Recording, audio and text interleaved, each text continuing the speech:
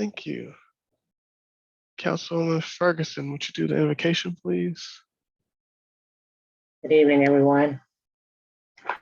Our eternal Father, we just give you glory and we give you honor. We just thank you for another opportunity to come before the citizens to do the business of the city. We ask for your presence, your guidance, your peace, and your wisdom as we do work the budget today. Father God, we just ask that you bless all the participants and everyone in the city and all that are affiliated with the city. In Jesus' name, amen. Amen. Madam Clerk, could you do the roll call, please? Sure. Hello, everyone. Councilwoman Jones, Good evening here. Councilman Herring, Here. Councilman Hairston, Here. Councilwoman Guillaume, Here. Councilwoman Fareed, Vice President Ferguson. Here. Okay, thank you. My apologies. President Curtis, Here. we have 6 in attendance. Thank you. Is there a motion to adopt the agenda? So moved. It's by Ms. Ferguson. Is there a second? Second. Any discussion?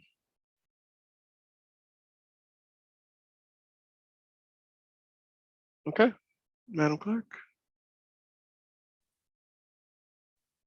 Councilwoman Jones, Yes. Councilman Herring, Yes. Councilman Hairston, Yes. Councilwoman Guillaume,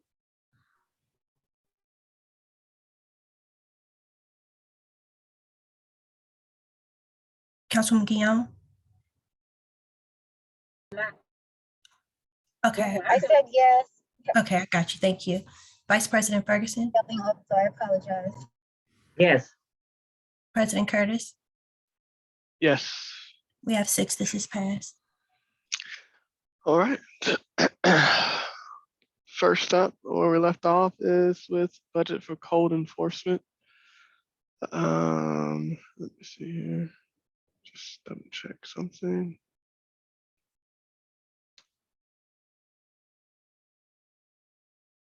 Okay.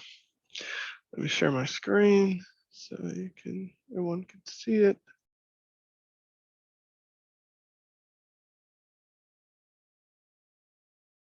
Or let me do this.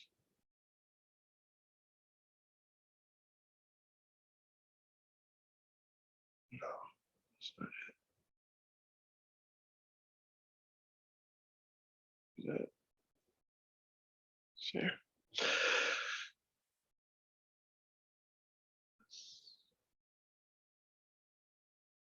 Can you see my screen, Madam Clerk? All right. First up is the code enforcement. I know that council members have already had the budget and reviewed it, so I think it'd go a little bit faster if we just, instead of going line by line, if there are any notes or adjustments that you have pertaining to each section, then we could just go over those instead of going line by line. And with that, are there any notes, comments as relates to the code enforcement budget?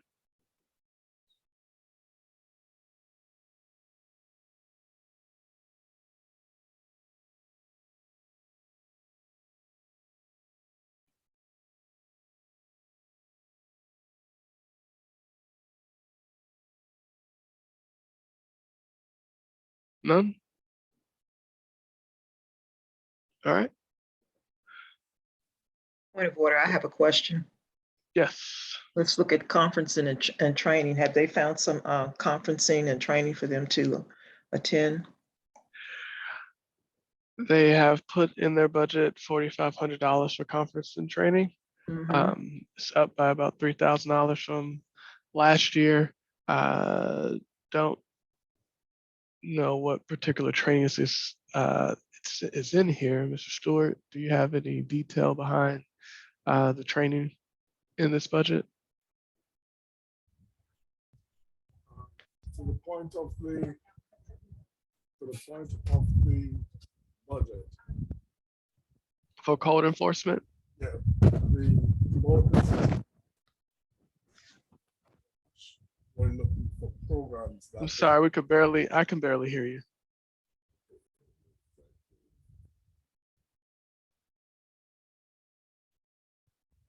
Can you hear me now?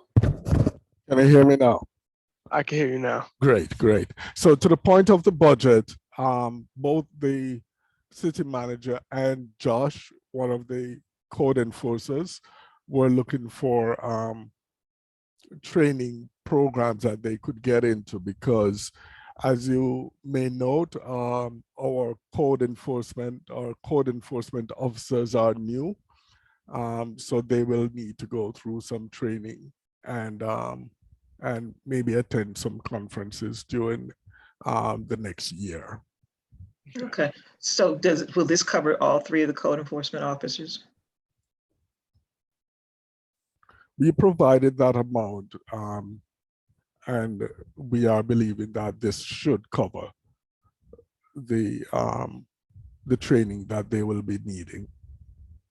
Okay, so it's not an It's a amount that we, it's a it's an es- provision. Yes, yes, it is. Yes. okay, all right, thank you.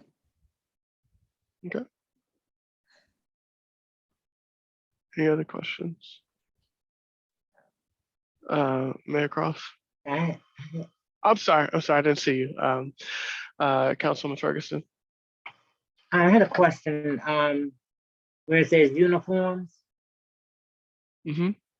and there's uniform patches, PPE badges. And it's, so uniforms, it has $350. What is that for? It's saying, uniforms, for all the code enforcers, this is the purchase, uniforms. And also the last one, it says new officer setup, uniforms and other initial items for new officers. Why is that divided?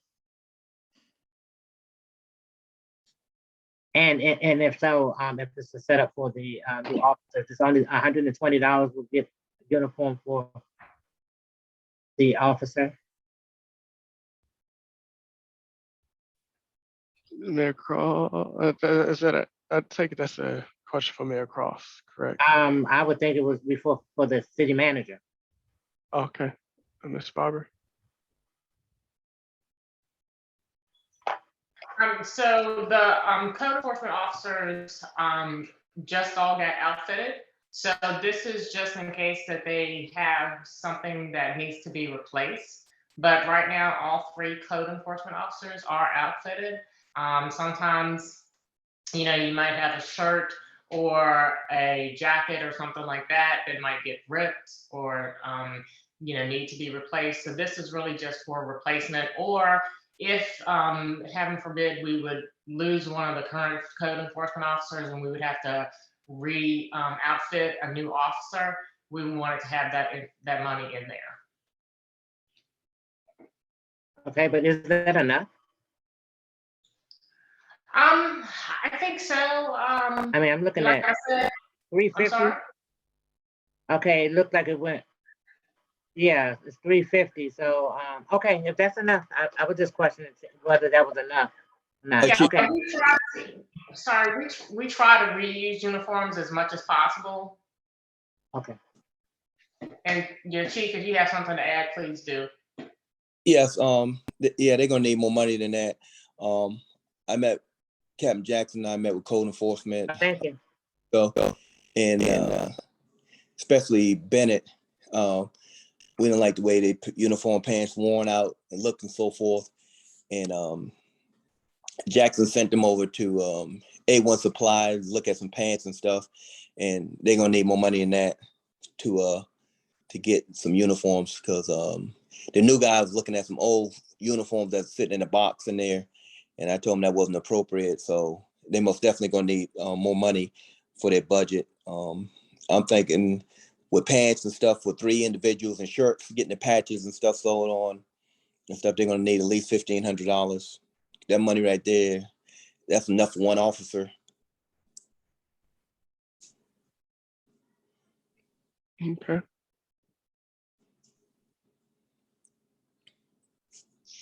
Thank you, Chief Bryant.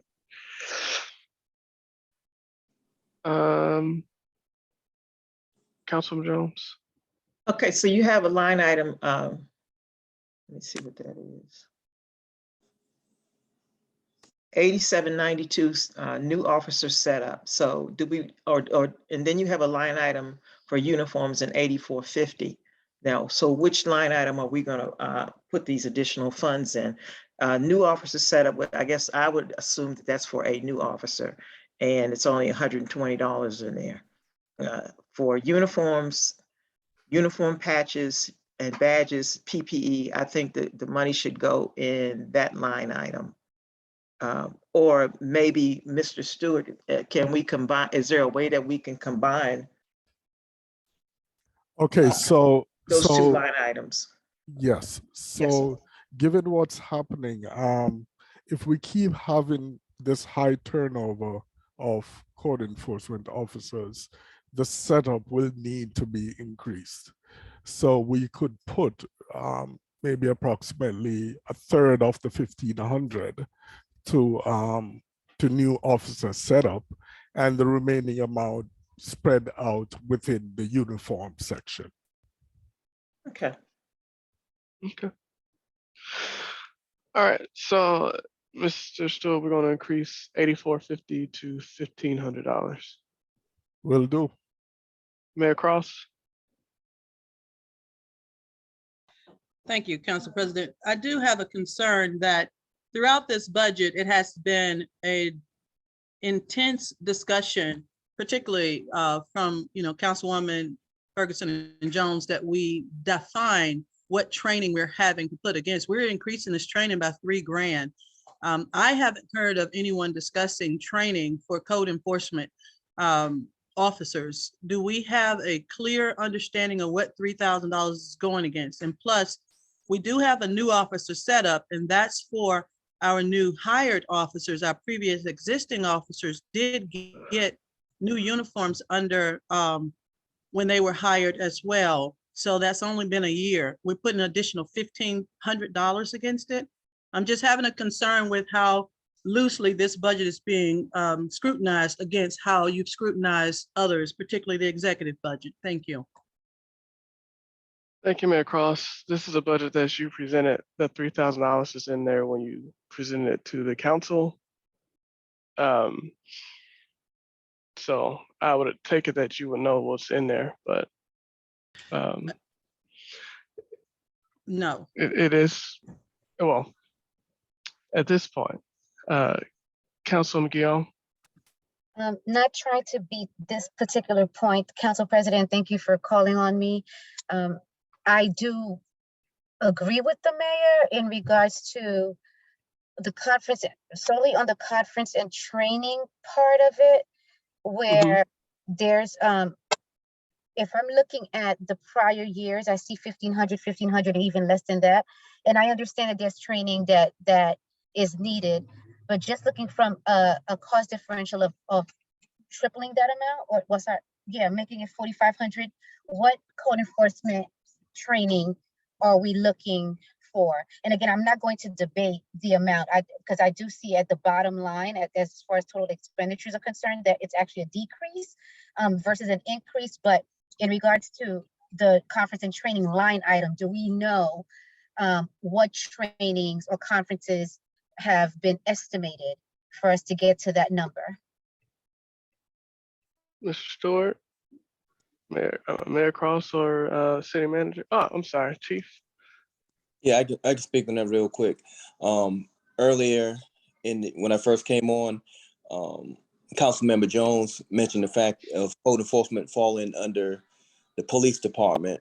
And I agreed with that at the particular time, because code enforcement usually fall under police departments and stuff. So what I did was created some general orders for them and reached out to a couple of agencies, particularly in DC, with code enforcement training. So training, for example, for training guys in code enforcement for municipalities range between $300 and $500, and that's just for the training, a 2-week training course to get them up to date on code and stuff. And that's one place I check with. So they're in the range for the training.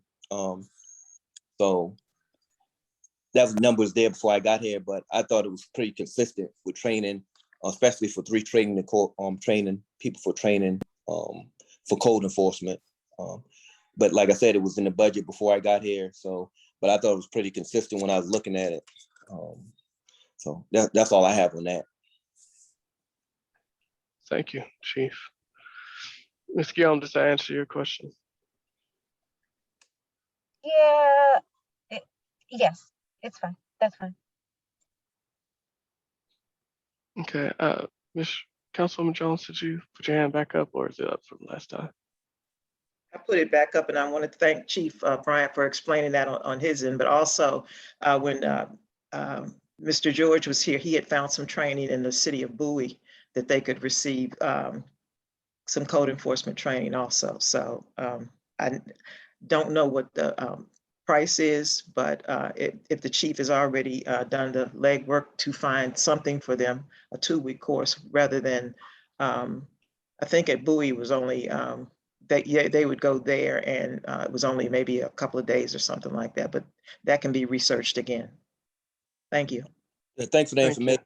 I can follow up with Bowie also, but thanks for the information. I didn't reach out to Bowie, but that's good information to have. And thank you, Chief, for your answer, because the original question was, what is in conferences and training? And I thought that it was, thought the mayor was going to answer it, but she didn't. But I appreciate you providing context for that. Any other questions as it relates to comments from the council as it relates to the budget for the code enforcement Mr. department? President, Councilman Harry? yeah, why is gasoline going down? They spent in 2020, they spent $1,600. And they're on, and they cut it to $1,300. I mean, cut it to $1,200, and the gas is at $5 a gallon. I'll turn it over to Ms. Barbara. I believe it's and the chief, I believe it's because the goal was to go to electric vehicles, but Ms. Barbara? Yeah, that's the, that was the rationale behind it, was going to the electric, to at least one electric vehicle. One? Yeah, just buying at least one in this fiscal year. It was supposed to be a Nissan Leaf or something similar. Well, I guess my thing, until we get it, I don't think I would take it down. I mean, I think we should leave it where it is. Also, don't we have to pay for even you have to pay for not gasoline but electric, right? For that, right? But that's not metered. It would be along with the electric for the building. Then they need to do some type of allocation from the electric for the building to go against code enforcement for that electricity that their car is going to use. I mean, we need to see if it's cost effective. So, all right. Thank you. Chief, did you want to increase that to $1,600?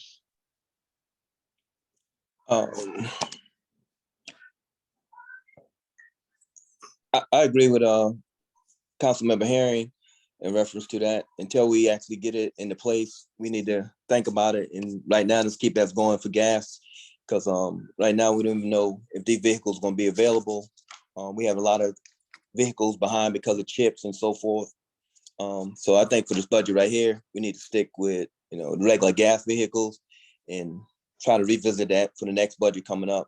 I understand city manager thought in reference to it, but until things change, I think we probably need to stick with what we know best, and that's gas for right now. Okay, so can we just, I see a 1637, can we just round it up to 1700 for, and if we don't use it, that's fine, but, uh, Treasurer Stewart, can you just put that line at 1700, please? Yes, it's done. Okay. Councilwoman Jones? I don't agree with 1,700 because of the fact that, like the chief has said also, we are at the point where we really don't know if we're going to go with the electric cars or not, because we as a council have really not received any information as to where we are right now into getting these vehicles.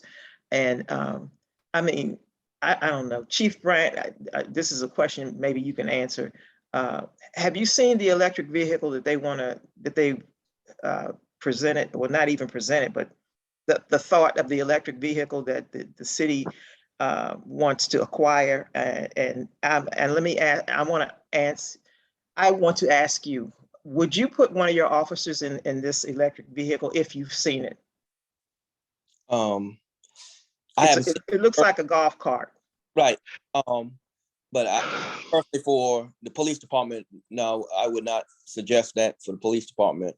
For code enforcement, if they fell under me, I wouldn't suggest that this particular time. To a lot of things, especially the assignment for code enforcement and for the police officer, pretty much is, you're going from call to call, all over. And what I'm thinking about too is if we have a malfunction with one of these vehicles, that can be a problem for us down the road because we don't have a fleet. And I think it would be best if it's be revisited in the next budget when we get some more research done. And like I said, I haven't talked to the city manager about it, but that's something me and her can talk about. But I guess right now, since it's under her, she can make her final thing. But personally, I wouldn't recommend that at this time. Thank you. So at this juncture, I think we need to move that fuel for those two vehicles should be at 2,500, should stay at 2,500, and that I believe that the code enforcement should fall under the police department since they work hand in hand when issues arise. Thank you, Councilwoman Jones. I certainly was not thinking about the golf cart. I thought the electric vehicles were like a Prius or is it Prius or something like that. I wasn't even considering the golf cart. Didn't know that was even on the table. Councilman Harry? Yeah, I want clarification from the city manager on when they talk electric vehicle, what are they actually talking about?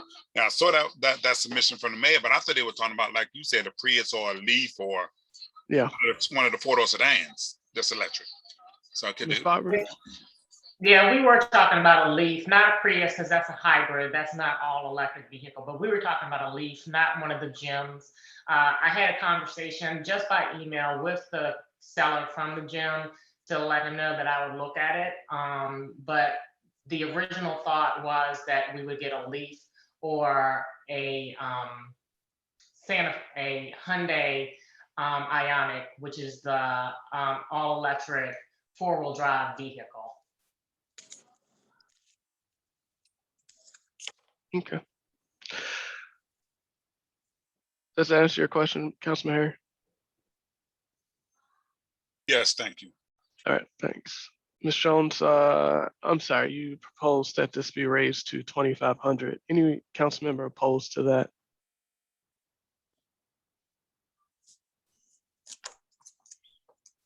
Okay. Restore it then, 2,500. Yes, it has been set. Thank you. Any other comments for council members as it relates to the code enforcement budget?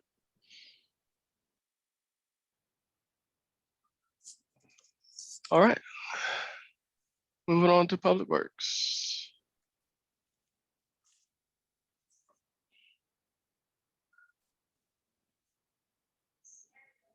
Public Works overall.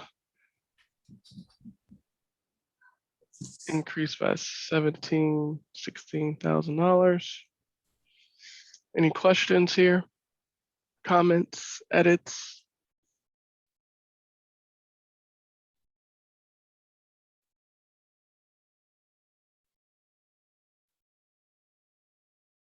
I did have a question, Mr. Stewart, and I saw this throughout the document.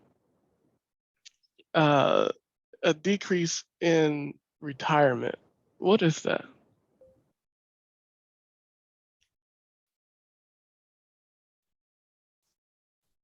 So I see that in Okay. 20. Yes, so what had happened is in 2022, they had were looking to increase the retirement up to 7.5%. That did not happen during the year. Mhm. And so we decided to bring it back to 2.5% until we get the retirement because we were looking for a retirement package that would increase the amount that we would have given to employees. So this is where we had done the adjustment to bring it back to 2.5%. Okay. That's pretty steep. Currently, it is at 2.5%. Okay.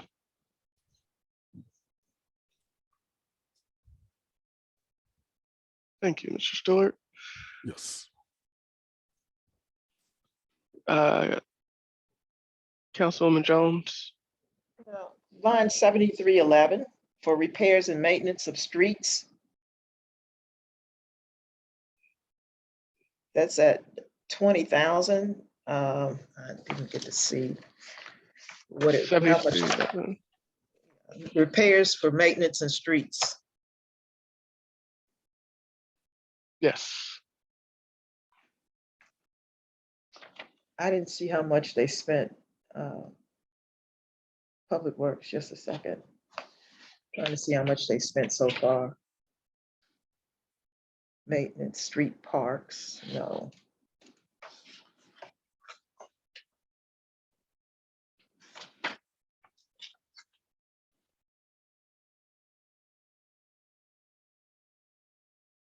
Mr. Stewart, can you kind of help me out here? How much have they spent in that line item so far?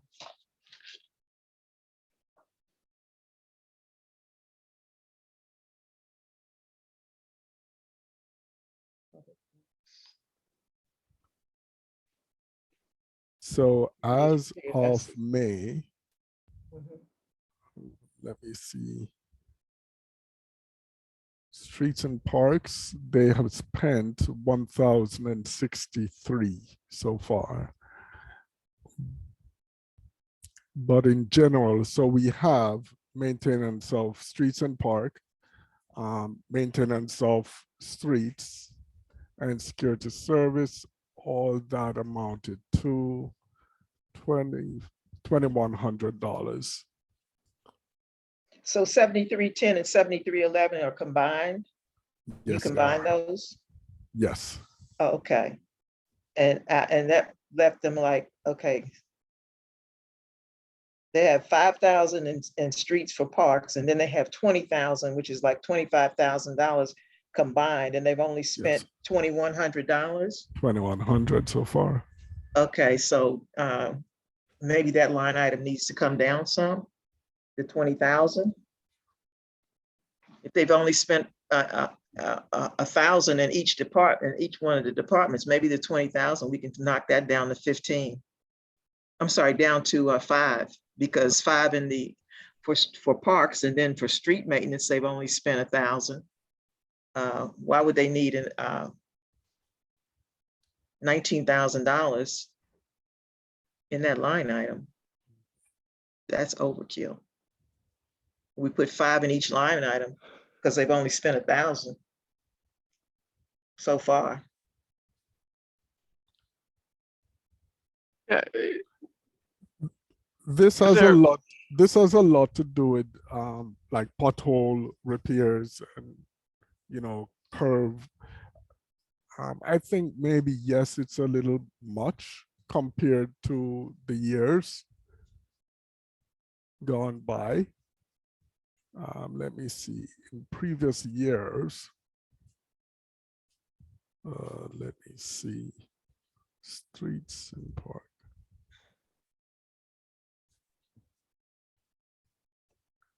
$60.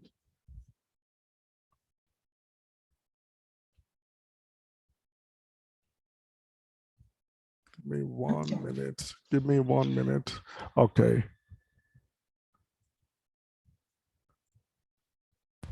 So we see the spending at a trend of 13,000. Well, in 2019 there was 22,000. Mm-hmm. This has a lot to do with street repairs. Right. What, 13,000 of that? Then in 2020 there was 15,000. 2021 though there was 5,000. Right. To date, streets, and we have 13,000. There's a discrepancy here.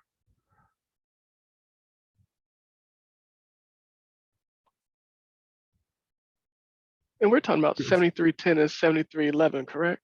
That's 73, correct. 10, and 11. Yes. Okay. I'm a little bit lost with your numbers, Mr. Stewart. Are we Yes. talking about actuals for 19? Because in the document that I'm looking at, the actuals for 7311 in 19 is Was 13,000. 13,000 for 20. Mm-hmm. So what Okay. I'm looking at was just the general expenses as it relate to repairs for parks and streets. And it included some security as well. But just looking at the 7311, we're seeing 13,000 in 2019, 2020, we see 8,000, 2021, 655. So it's actually going down. What I have between July through January was 13,000, but I believe there must have been some adjustment moving that 13,000, I think, to repairs to building. I think there may have been some adjustments there. So you're saying they used some of the money in 2019 to do repairs to the building in addition to pothole repairs? No, in 2020, for the current fiscal year, Okay. ending 2022, there may have been some error in posting, which we have corrected subsequently.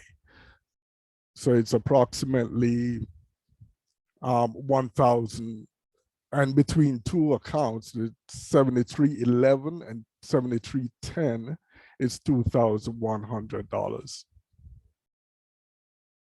So this amount, yes, could be reduced given the trend of how repairs are being done. Okay, so And remember, this is pothole, filling and so on. And we have done some repairs. We have done some repavement. So if we continue to do more repavement, then the patching of potholes would become less.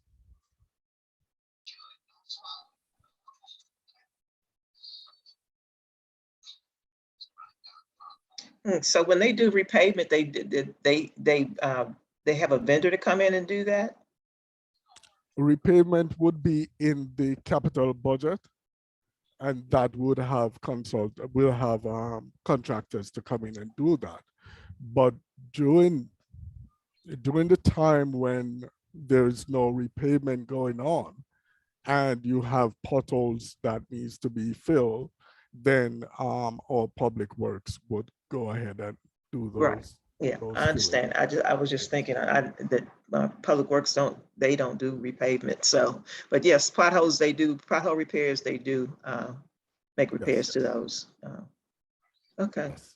but I still think that if they've only spent $1,000, the 7310 can stay at 5,000. Oh no, they jumped that up to 8. They've added $8,000 to that.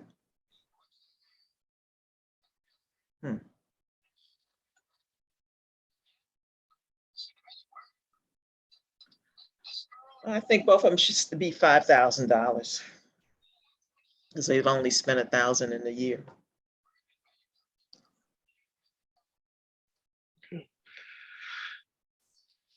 Is that all, Councilwoman Jones? Yes, that is. Thank you. Okay. And you said $5,000 for 7311? I mean, for 7310? Correct. And for 7311 because they've added $8,000 to 7310. Okay.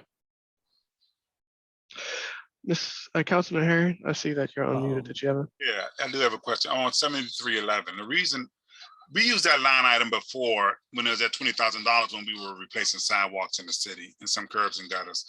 When we were replacing dangerous sections of sidewalk, that's the line item that we were using. And I know a couple of those sections was like $5,000 just to replace one square. So I think it should stay where it is because we still have not even started on all the sidewalks. We only started on a certain number of sidewalks, and I think we need to have that money there in case we do run into another sidewalk issue or dangerous sidewalk issue that needs to be replaced and repaired. That's the line item it will come from. That's what we used last time when we were just replacing sections of a sidewalk. So I think that 20,000 really should stay there because we didn't use it last year. I don't mean we don't need to use it. We should have used it last year because there are a lot of sidewalks that do need to be repaired in the city. I'm not sure why it wasn't used, but it should have been. Okay, I can agree to that, Councilman Herring. Thank you. Okay. And I should say that the extra 13,000 was due to the fact that there's a possibility. I mean, speaking with the mayor, we were considering to ensure that especially our grounds, the city hall grounds, was well kept. And we may think of pulling in landscape contractors to assist the public works. And that was the rationale behind increasing it by the 8,000. Had you gotten any estimates for that? No, we did not get any estimates for that. Well, if that's what it's going to be used for, Council President, I don't have any issue with that. To leave it at 20,000 as Councilman Herring has stated, and then the rationale that Dean Stewart, the treasurer, has given, I can agree with that if that's what it's going to be used for. Okay.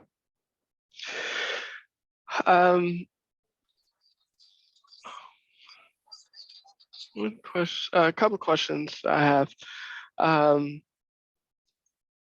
So in 7530,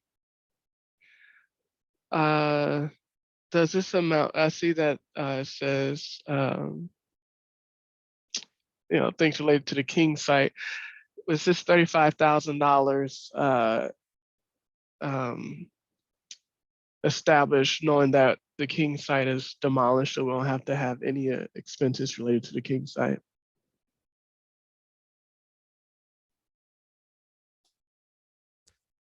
This is generally for the municipal building. Okay. Yes. Okay. And for 8360 down here, support equipment, mowers, weed eaters, chainsaws, things, shouldn't these be capitalized? And yes, that was my intention, to put them in capital, all of those items over 650. We were still waiting for some more information as regard to getting a backhoe. I didn't get that information, so I didn't get to move it from the public works to capital. So both So it would have been all the lawnmowers and a backhoe would go into capital. But here, this is only holding the lawnmowers and the weed whackers and so on. And do we have a breakdown, because this is a $14,000 increase?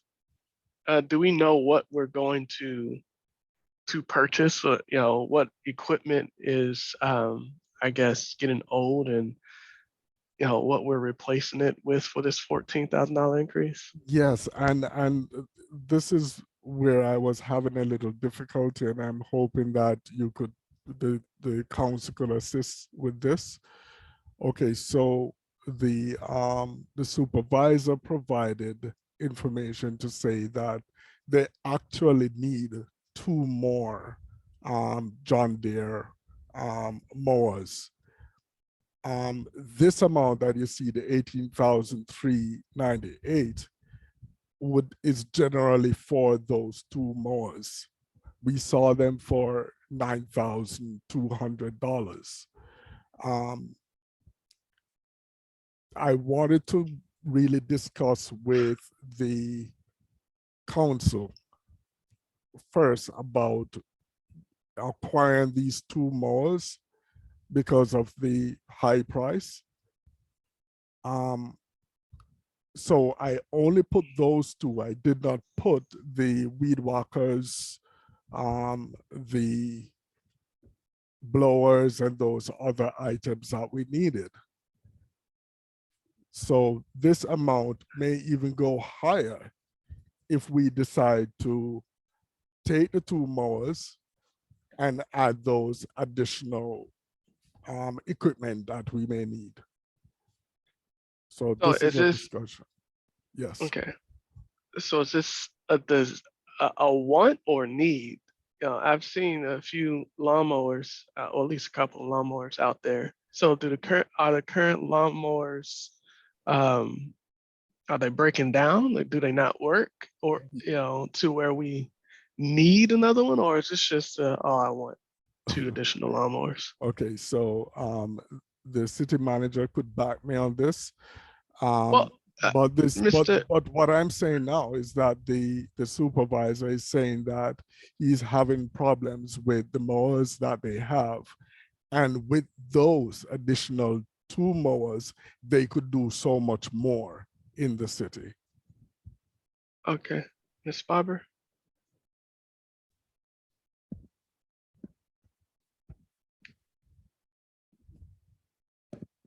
Yeah, so when I talked with Mr. Taylor, and he's on the call if you all want to talk with him as well. You know, we did just get rid of 2 of those Kubota mowers that were not working. And this, as Mr. Stewart said, and this Mr. Taylor hopefully will concur, is that this would allow them to have more people on the mowers, not only to be able to do more in the city, but to do it faster in the city. Thank you. Mr. Taylor, do you have anything to add?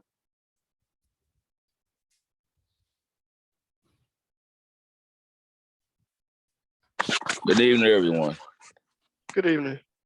Yeah, like Ms. Barber explained, well, basically what I'm trying to do is I'm trying to spend less time cutting grass and work on other projects that need to be done in the city, so we keep the city up and growing the way it should be. That's why I'm asking for the 2 additional lawnmowers. If I can't get 2, I could take 1. I'll be good with that one. But I'm just trying to get more work done out of the guys instead of spending most of our time cutting grass. Okay, thank you, sir. And I appreciate the work you do around the city. Do the other lawnmowers work?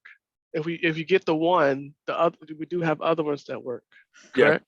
Yes, and those are not commercial lawnmowers.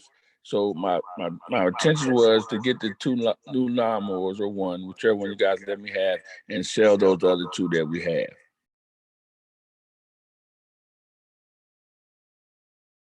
Okay.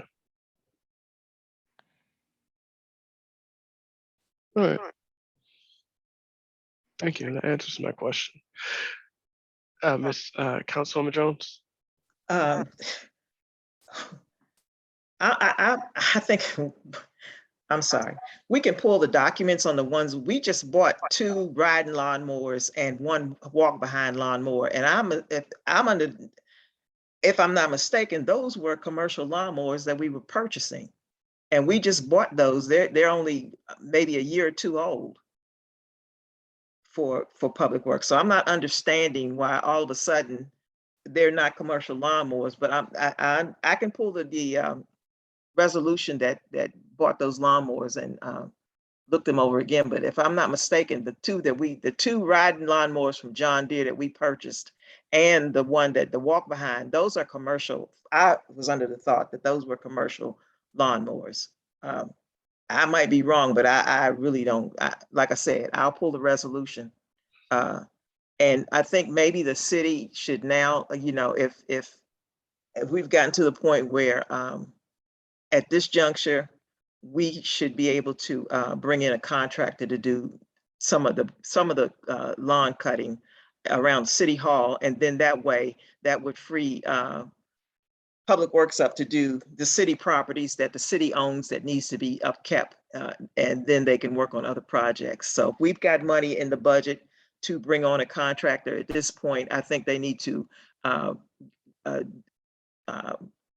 get the bids and find out which one of these persons, Artistic Design or some other companies. I say Artistic Design because they do the Glenarden Housing Authority. Maybe when they do the Glenarden Housing, they can walk across the street and do the City Hall and the areas that we designate to have cut by a vendor.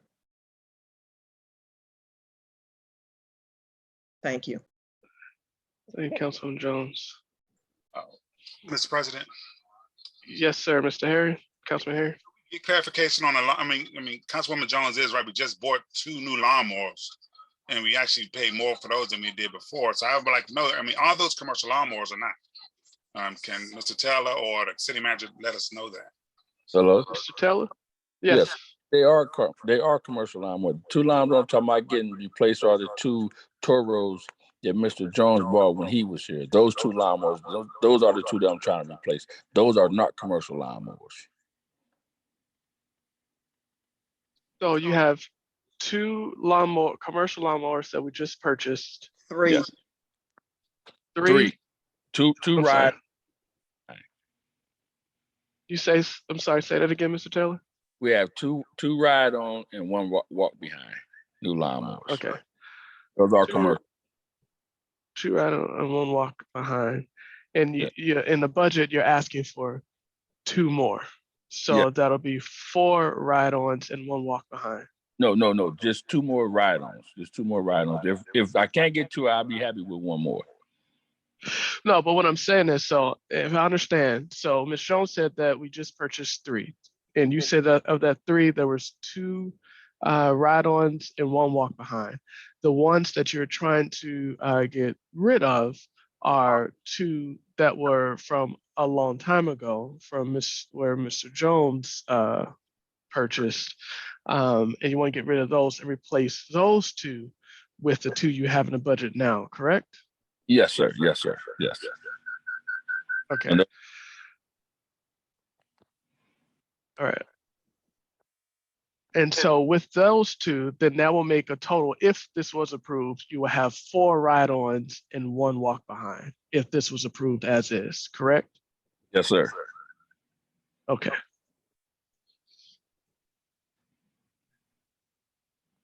The 2 that Mr. Jones purchased, are those in operation now or no? Yeah, one of them need a belt, and the money that I have in the budget, I don't have enough money to have repairs on those lawnmowers right now, so I wasn't able to repair those. One need a belt. The seat got broke on the other one, and no one know how the seat got broke. So we've been cutting the grass with the 2 that we just purchased. The Yes. 3. Okay. Yeah. So the job is getting done with the 3 that we have. Yes, it's getting done. Yes, but like I said, I was trying to have us not cutting grass every day and try to get other projects done in the city that need to bring more attention to other jobs in the city. Okay. Thank you, Mr. Taylor. Welcome, sir.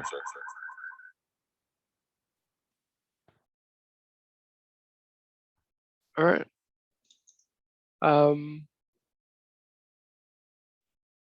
So with Mr. Harry, I just have another question. Have we gotten back the report on a salary comparisons, the salary study that we did for the city? Because we actually really need to look at some of these salaries, especially in public works. When the median income, when the poverty level in Maryland is $24,000, and some of these guys are making $31,000, $32,000, $33,000. That's even $40,000 you can't live off of.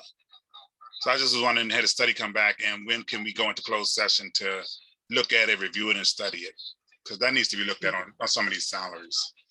Even though I'm not a big proponent of it because we don't really have the money for it, I think that's something that we need to look at in this budget for public works, because we did turn that money back in that we could have applied to salaries. Ms. Schultz. Good evening. Mr. Herring, we got the salary, we got the preliminary numbers last week.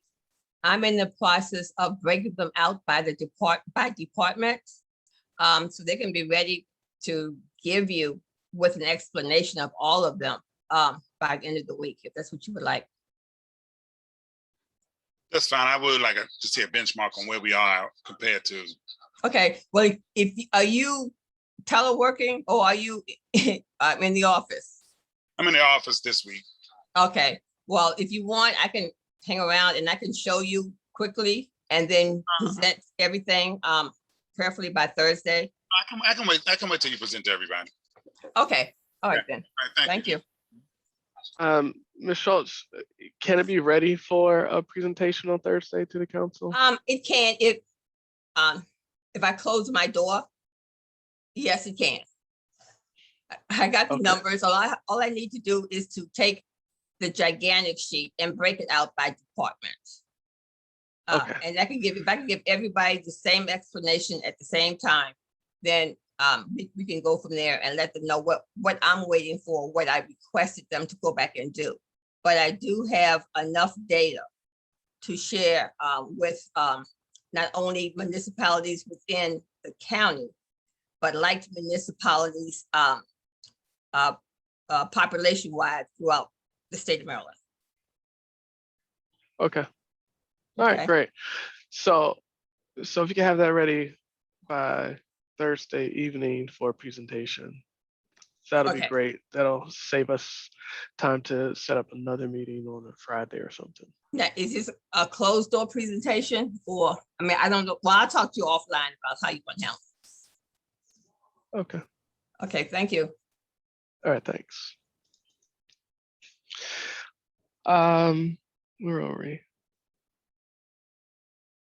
So, Mr. Stewart, with the other stuff that you did not put in there, how much did you not put in the support equipment? So we are looking at approximately another 2,000, no, I think it's 3,530. Okay. In other words, it's what the budget was before 3,790 they had. That's what I wanted to replace. As a matter of fact, when I look at how we spent for 2022, we had actually gone over that amount. So I had to cut back on their spending. Okay, thank you. Councilwoman Jones. Yeah, I just want a quick, the backhoe, isn't a backhoe, I understand what it does, but isn't that something that maybe we could rent when we need it? How many times in the course of maybe a month do we utilize a backhoe? For that too, I would defer to Mr. Taylor, see if he could give us some insight or clarity on that.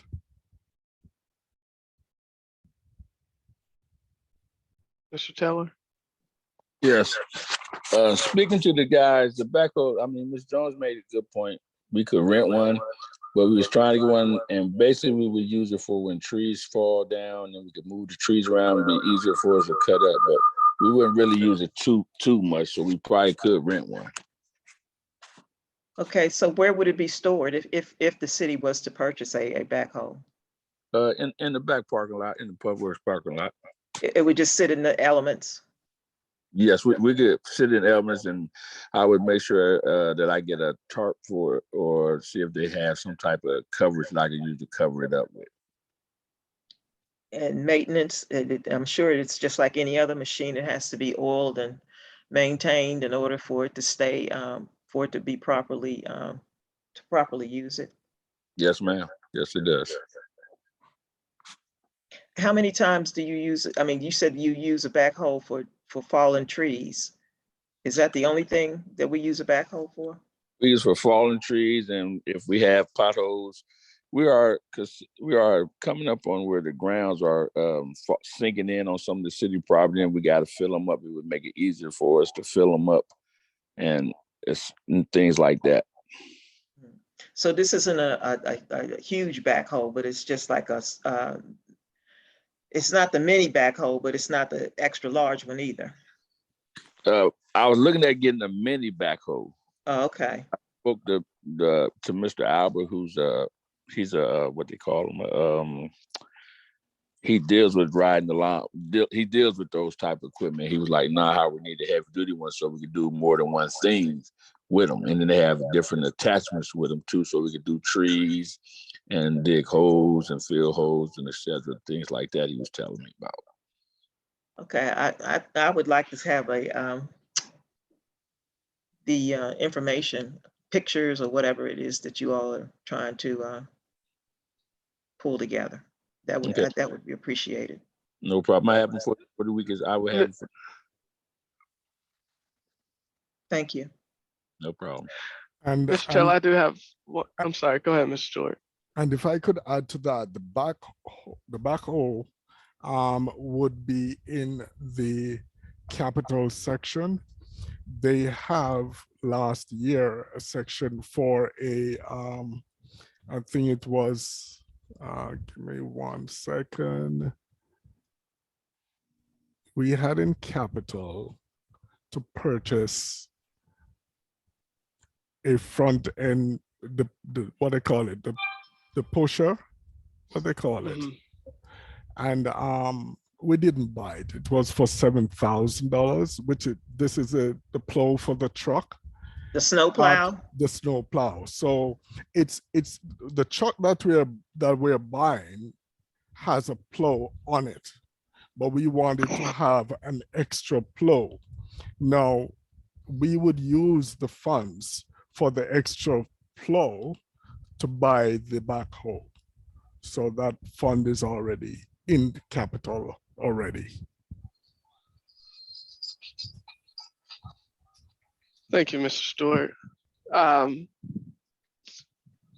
Given the fact that we are getting the job done with the 3 lawnmowers that we have now, and we're looking at increasing salaries, can we just put this item back to where it was last year and try to use those savings to increase salaries? Mr. Taylor, are you okay with that? Yes, sir. Okay. Thank you. Pretty sure I'm with that.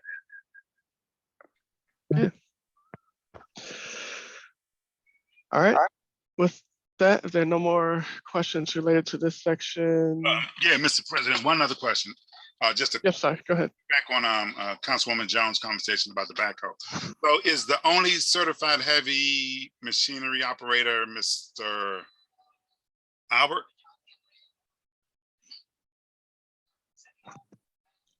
Mr. Taylor?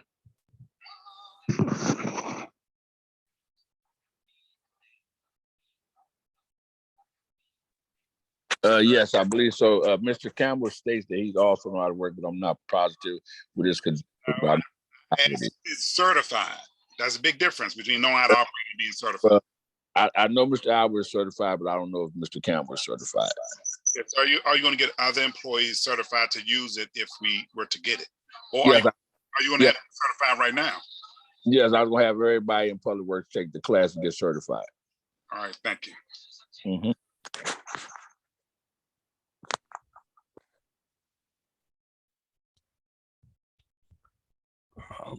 Mr. President, Okay. are we moving the two lawnmowers altogether? Yes, we're nixing the two lawnmowers and we're putting it, the funding back to the level it was prior year. Looks like it was about $3,800 in there prior Yes, year. it's But you 3790. said that the other equipment costs about 3,000. Yes. Okay, so let's put it, you know, if we just put it back to the same level last year, I think it'll be fine. Okay. Okay. With that, Ms. Schultz. I would just like to ask Mr. Taylor that the classes that he has for his men to be certified on this or anything else, that he ensures that I get certificates for their folder, because right now I don't have anybody certified in anything.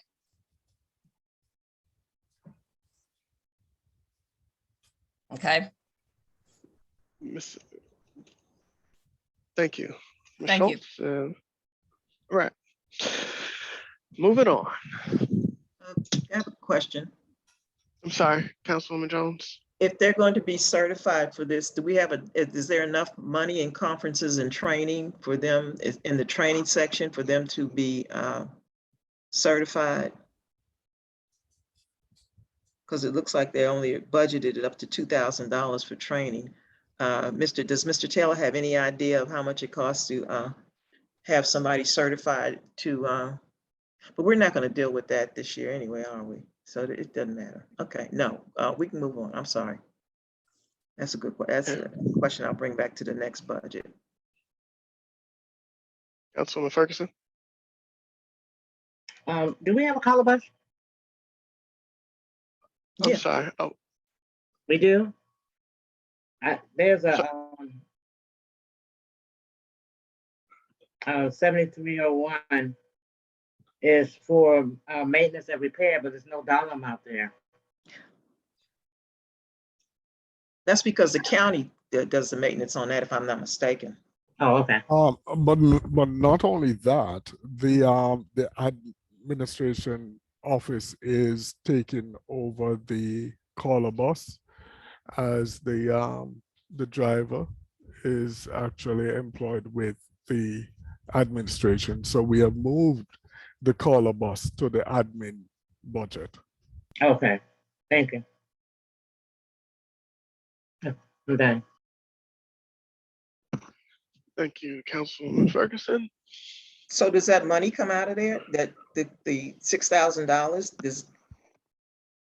It's not listed. So the 6,000 would be in administration, and all funds earned from the bus will be in administration as well. But like I said, I think the county does the maintenance on the bus. We don't, I'm not sure that we pay them to do the maintenance, but I know they do the maintenance because the bus actually belongs to them there. They loan it to us, a loaner to us until the county finds some new buses. Yes, that was explained to me by Mr. Bazemore, but I still believe that we should put some funds there just as a provision in Okay, case we get a bus later on. okay, thank you. All right.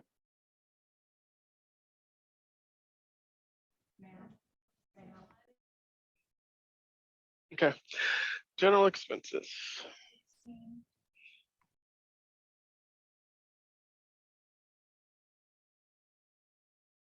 General operations, sorry. Council President, my hand has been up for 40 minutes. You haven't called me.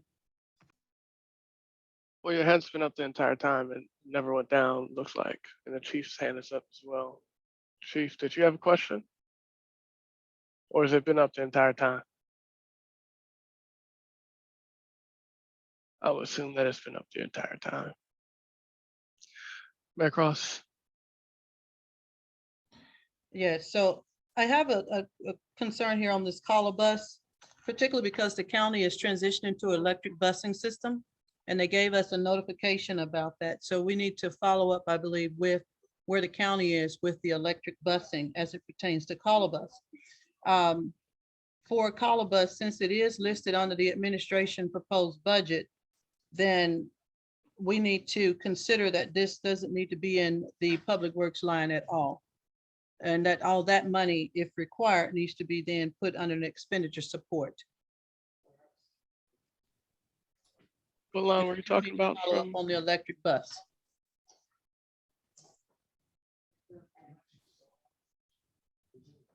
I'm sorry, what line are you talking about? 10, 60, 60, 7301. Oh, call of us. Yeah. That shouldn't be.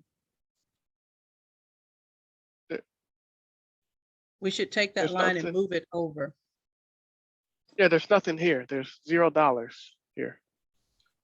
Correct, but we need to move that to the administration budget. But until they determine whether or not they're actually gonna provide an electric bus to these municipalities, or if we get an electric bus, there's still a need to have money there in that line, because we still have to support from our particular position, as far as I know the county doesn't pay completely for that bus. Because we have salary built in otherwise. I'm confused. So it's not in the administrative budget? No. I'm looking at it now.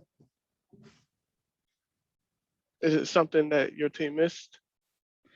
It's something that this budget, it has always been in Public Works, because Public Works with the bus, the management and all of that with the bus has been with Public Works.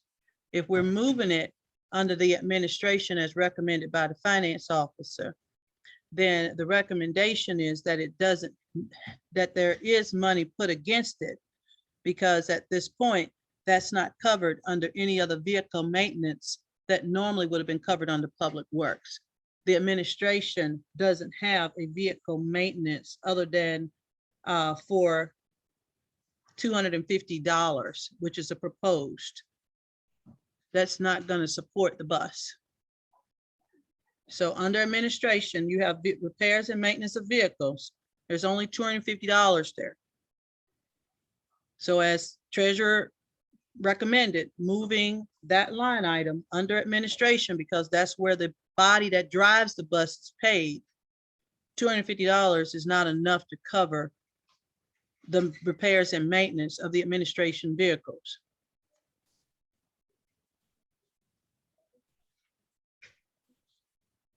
So Mr. Stewart, if you decreased it here, where did you put it?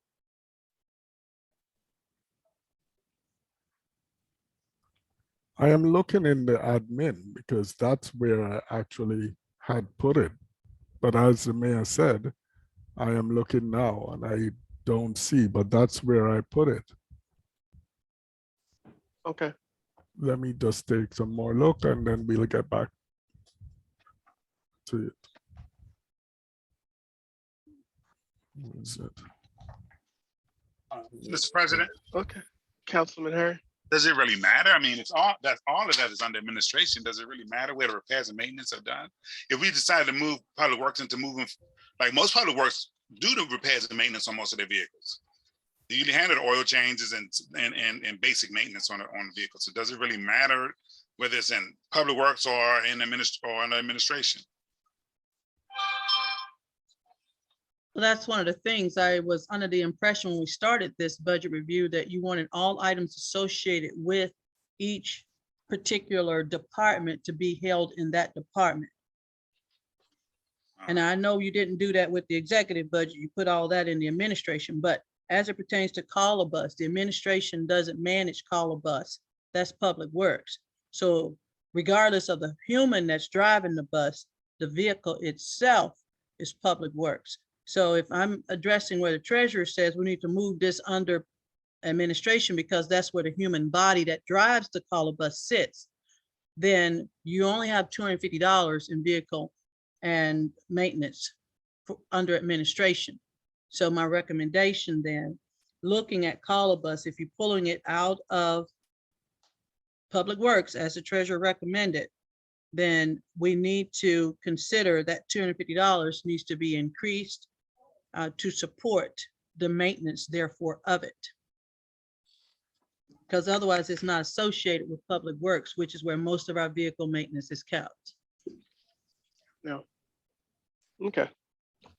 Yes, and on a further review, yes, it was not included. It was Okay. brought up there, but the amount was not slotted in. So we could make an adjustment to put it in the administration budget. Just, But I understand what you're saying. Mr. Yes, go ahead. Mr. Sorry. Let Mr. Councilman Harry finish. okay, because for years it's been under, the bus shop has been under administration because that's where most of the administrative employees sit. But Caller Bus has always been under Public Works for repairs and maintenance. But I mean, whatever looks pretty still can be spent no matter where it's at. I'm not understanding what the issue is with it being under Public Works versus being under administrations. But still got to get repaired. It got to get repaired. With what line item is paid or what department is under shouldn't really be that much of a concern. But all right, that's all. Thank you. Okay, Mr. Stewart, if you could just increase the administrative budget to what, $6,000 to Yes. cover the repairs. Thank you. Council President, Yes, can we Councilwoman get Jones. can we get some documentation on this county going to electric buses? If the administration has that information, would they pass it on to the council so that we can review it? Mayor Cross, City Barber, I'm City Manager Barber. Yeah, that came out, that letter notification came out early spring. And we did send that in email. We will make sure that that gets back out. And City Manager Barber, if we could follow up with the county to see where their actions are with actually closing the deal on the conversion to the electric busing. So I did talk with the county, and the county is actually converting their large scale buses for the bus system to electric buses. The smaller caller buses are actually going to propane. And they already have a partial fleet that's propane. None of the smaller buses are going to be electric. We had talked with them about getting some buses through Proterra, which is the name of the company, and writing a grant with them. But they had indicated that they were going to propane for that size bus, as opposed to going to the electric bus for those sizes of buses. But I can double check with them to make sure that's still their intention. Thank you. Does it have any bearing on the cost, or does it stay at the same rate, same amount? Cost of repairs, I mean. I don't think that we would get a propane bus, because that's their newer buses, and I don't think that we would get a newer bus from them. Our bus is a loaner bus from them. And as far as I know, we sort of re-upped the agreement with them that we would continue to have that bus. And we'll be responsible for the repairs? No, I don't know that. As far as talking with Mr. Bazemore takes it down to Fleet. And he just talked with me about taking it over to their facility for getting it washed. And as far as I know, we haven't received a bill from them for any repairs or maintenance. When they did the preventative maintenance on the bus, we didn't receive a bill for that. And I don't think we'll receive a bill for the cleaning of the bus either. Okay, thank you.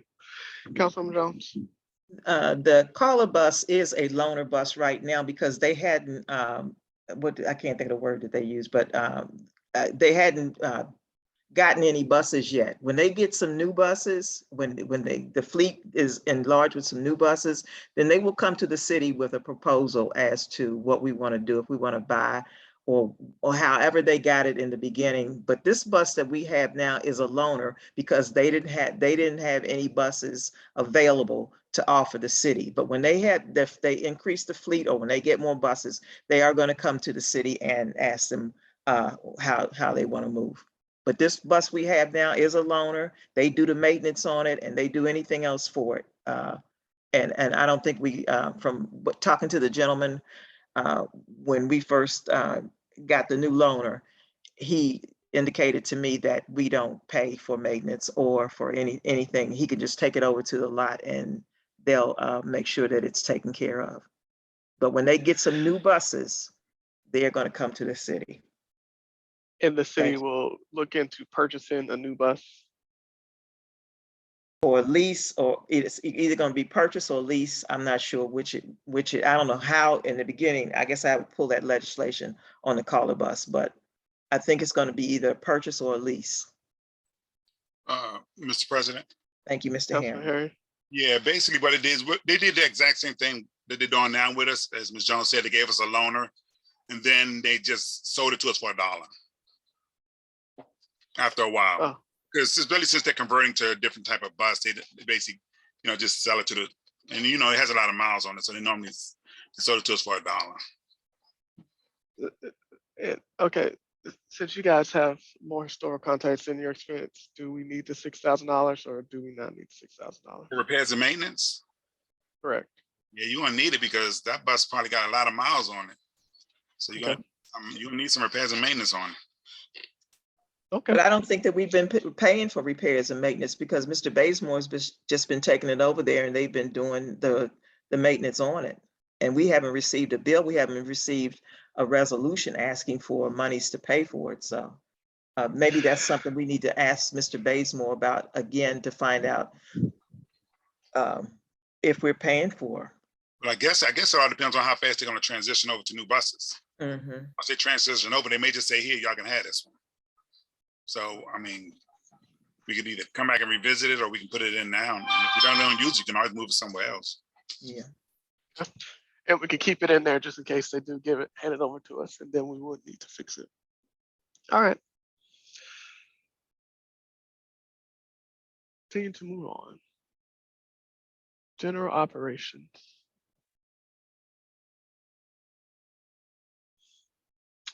There are questions on this. Anybody else want to speak first if you have any questions? Just pulling up my notes here.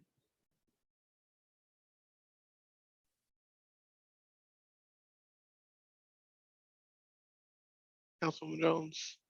The trash contract, is that Mr. Stewart, is that what we're forecasting for with our new contract? The $695 and $695,304. Ouch. Yes, that's what we are providing. When I we thought it was did, more like $700,000, 734 or something. okay, so when we did the budget, we calculated it to be 695.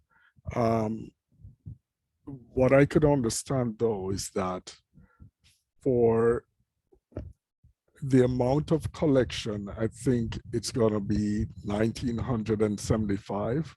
Yeah. But we had provided for, I think, 2,100. No, the actual number is 1975. 19, so right. Dollars. What they want now.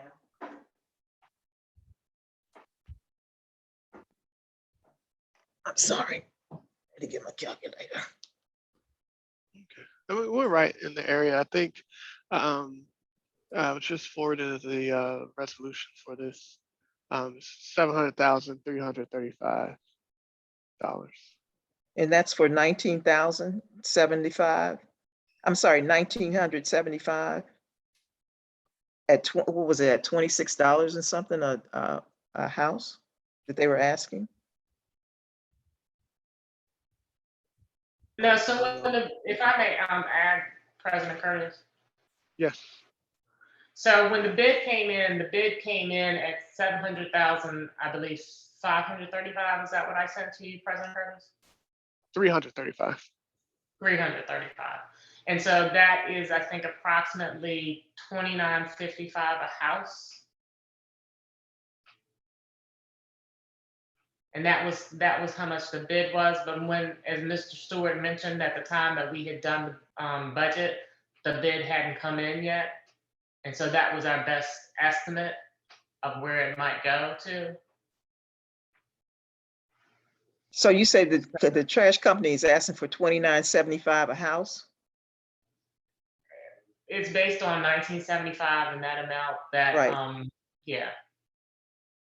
I apologize, I don't have it in front of me because I'm not working from work.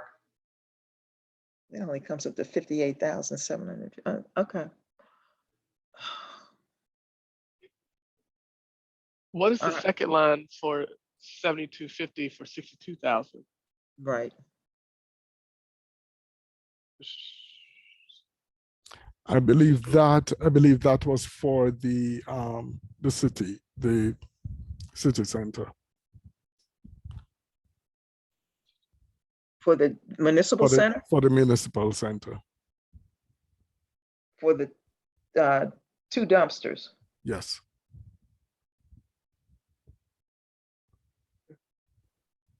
Mr. President? Councilman Harris? Yeah, just to follow, does that also include landfill, dumping at the landfill also, the 62,000? That include the landfill also. Okay. Yes. Need to see Thanks. that contract. So the contract is finished? I'd have to review Uh, the contract again. Ms. Barber? Ms. Barber. Yeah. Right, so the contract is with the attorney. He is reviewing the 2018 contract. I had sent that out to you all for your review to see if you wanted to add anything. I know, Ms. Jones, you sent me back an email that as far as the CPI being included in that contract. So that is with Mr. Karpinski, and we are working diligently to try to get that ready for you all by Thursday. Well, I would like to see what the company presented, what the bid looked like. Okay, they did not present it in electronic format, but I do have it in my office. Okay. If you'd like, I could put it in your mailbox. Either that or you can scan it and send it to me electronically. Either one is fine with me, whichever is good for you. Yes, ma'am. Thank you. So I also see that okay. I also see that there's certain things. Oh, 3 things. Mr. Stewart, I see that bank fees are doubling, almost, yeah, pretty much doubling. What's the cause of that? Yes, so we have moved from SunTrust to Truist, and a recent analysis that I got had me move those numbers from what they were charging before to what they're charging now. I don't have the numbers with me right now, but Truist is charging a little more than what we were being charged before. Okay. And for electric and healthcare expenses, I see that both of them are going down. Electric by 20,000 and healthcare by 60,000. Why are we going? I mean, do we have something to substantiate it decreasing by those amounts? And that's a good question, because today I did another review on the health insurance, and I saw that we need to go up by approximately 20,000 to to provide for, because our expense as it stays right now, give me 1 second. For health, it's at 287,000. And I see that we're incurring, as we are fully staffed, approximately 28,000 additional per month. So for the year, we would have spent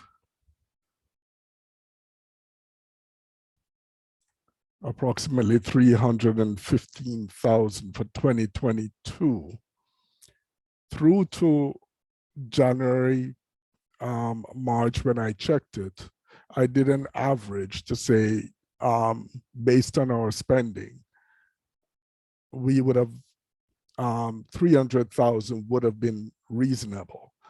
But given what happened recently, and given the fact that we are, I would say, almost fully staffed, the costs have gone up by approximately 28,000. So this is why I'm thinking 20 times 12.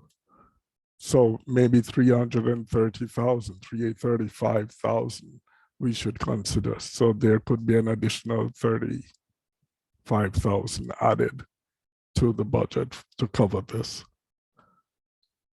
Okay. And electric?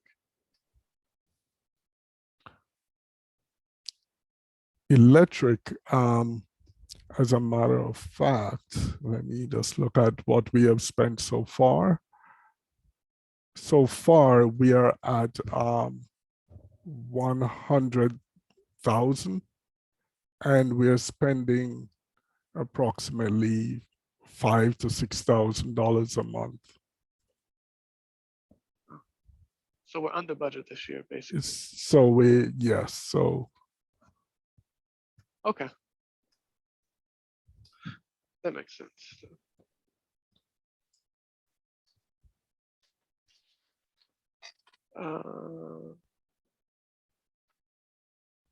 Okay. Mr. President? Councilman Harris? Yeah, and I was actually going to ask the same question about electric, but I do remember that we installed all of those new light fixtures throughout the city, new poles, which are more fuel efficient. They said we should be seeing a price drop with the installation of all those new street lights that they put in throughout the city. So that's probably reasonable, what Mr. Stewart has here in the budget. They said we will see a savings, a great savings, based on those new street lights. I do want to ask a question about, but I really am, yeah, that health insurance. When was the last time we got a quote from our insurance company on the health insurance? Because I see what you're saying about, rounding it up, but is that rounding it up based on their assumption for the next fiscal year with inflation and everything, inflation going up at 8, 9, 10%? I know most insurances end up by about 12% from the current year. So is that based on numbers from them?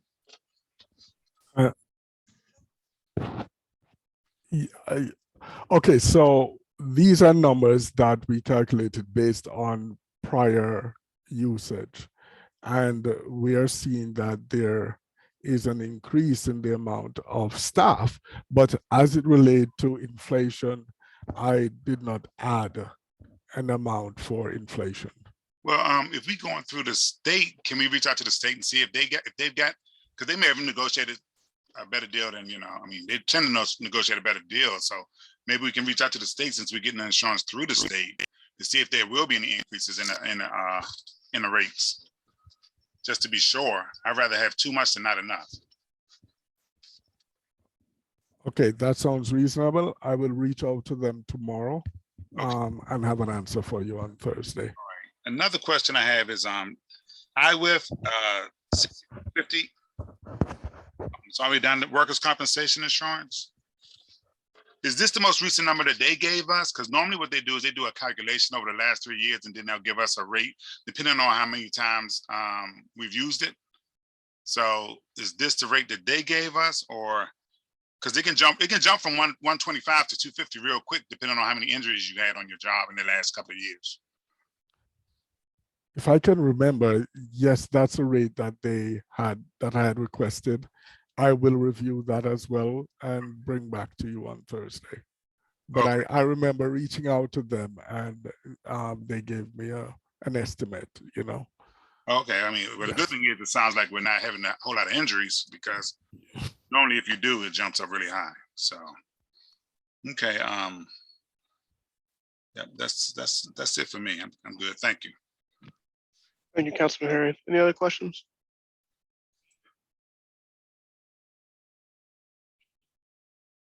Okay. 8 o'clock. Hello? I'm sorry. I didn't see your hand, Councilman Ferguson. Ferguson? Let's see. I see up at the top miscellaneous expenses, staff appreciation awards. Is that for the complete, all of the city of Glenarden employees or administration or what? What line? It's 8183 at the top. Miscellaneous Okay. expenses, $5,000.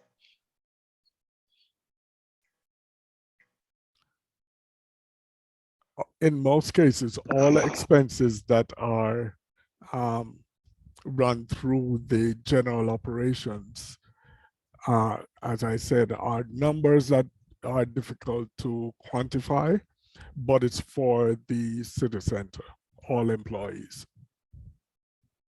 It's for the what? It's for the employees, the staff, the full staff at the city center, at the municipal center. 1081 10 newsletter expenditures, $4,000 for newsletter.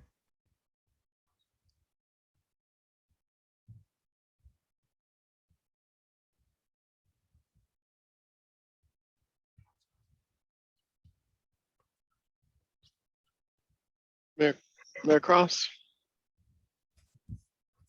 Thank you, Council President. Reference Councilwoman Ferguson's question or inquiry on 81, 83 miscellaneous expense. That's for the Christmas party. And that's also in part for when we give them additional days off for holidays. And we did a staff appreciation plan for a staff appreciation summer barbecue. The newsletter printing and postage is relative to the ARPA, as we're looking at all of the amounts of updates that we're going to have to do to ensure that the citizens are aware of what we're doing with the money that came in from the state and from the nation on the American Rescue Plan. That's part of the printing and postage cost that's required to send out postcards or newsletters as updating on how the ARPA money is benefiting the citizens specifically. We can't use the ARPA money to send that out? I think, yes, we can. I think that's what she was saying. Mayor Cross, is that what you're saying? You're using the ARPA money? I'm sorry. Let me No, not she speak. was saying that the newsletter, Yeah, if I'm getting it, the way she said it was that these expenditures in this category would be to let the citizens know how the money is being spent. yeah. And so I'm saying, can we use the money the same, instead of using the budget, the money in the budget, can the ARPA money be used to advertise how it's being spent? And we Mayor Cross? can utilize that money, but we did put an additional amount in here because we know that from now until 2026, there's going to be a need for updates. But yes, we can pull that from that money if you want to pull that away. Okay.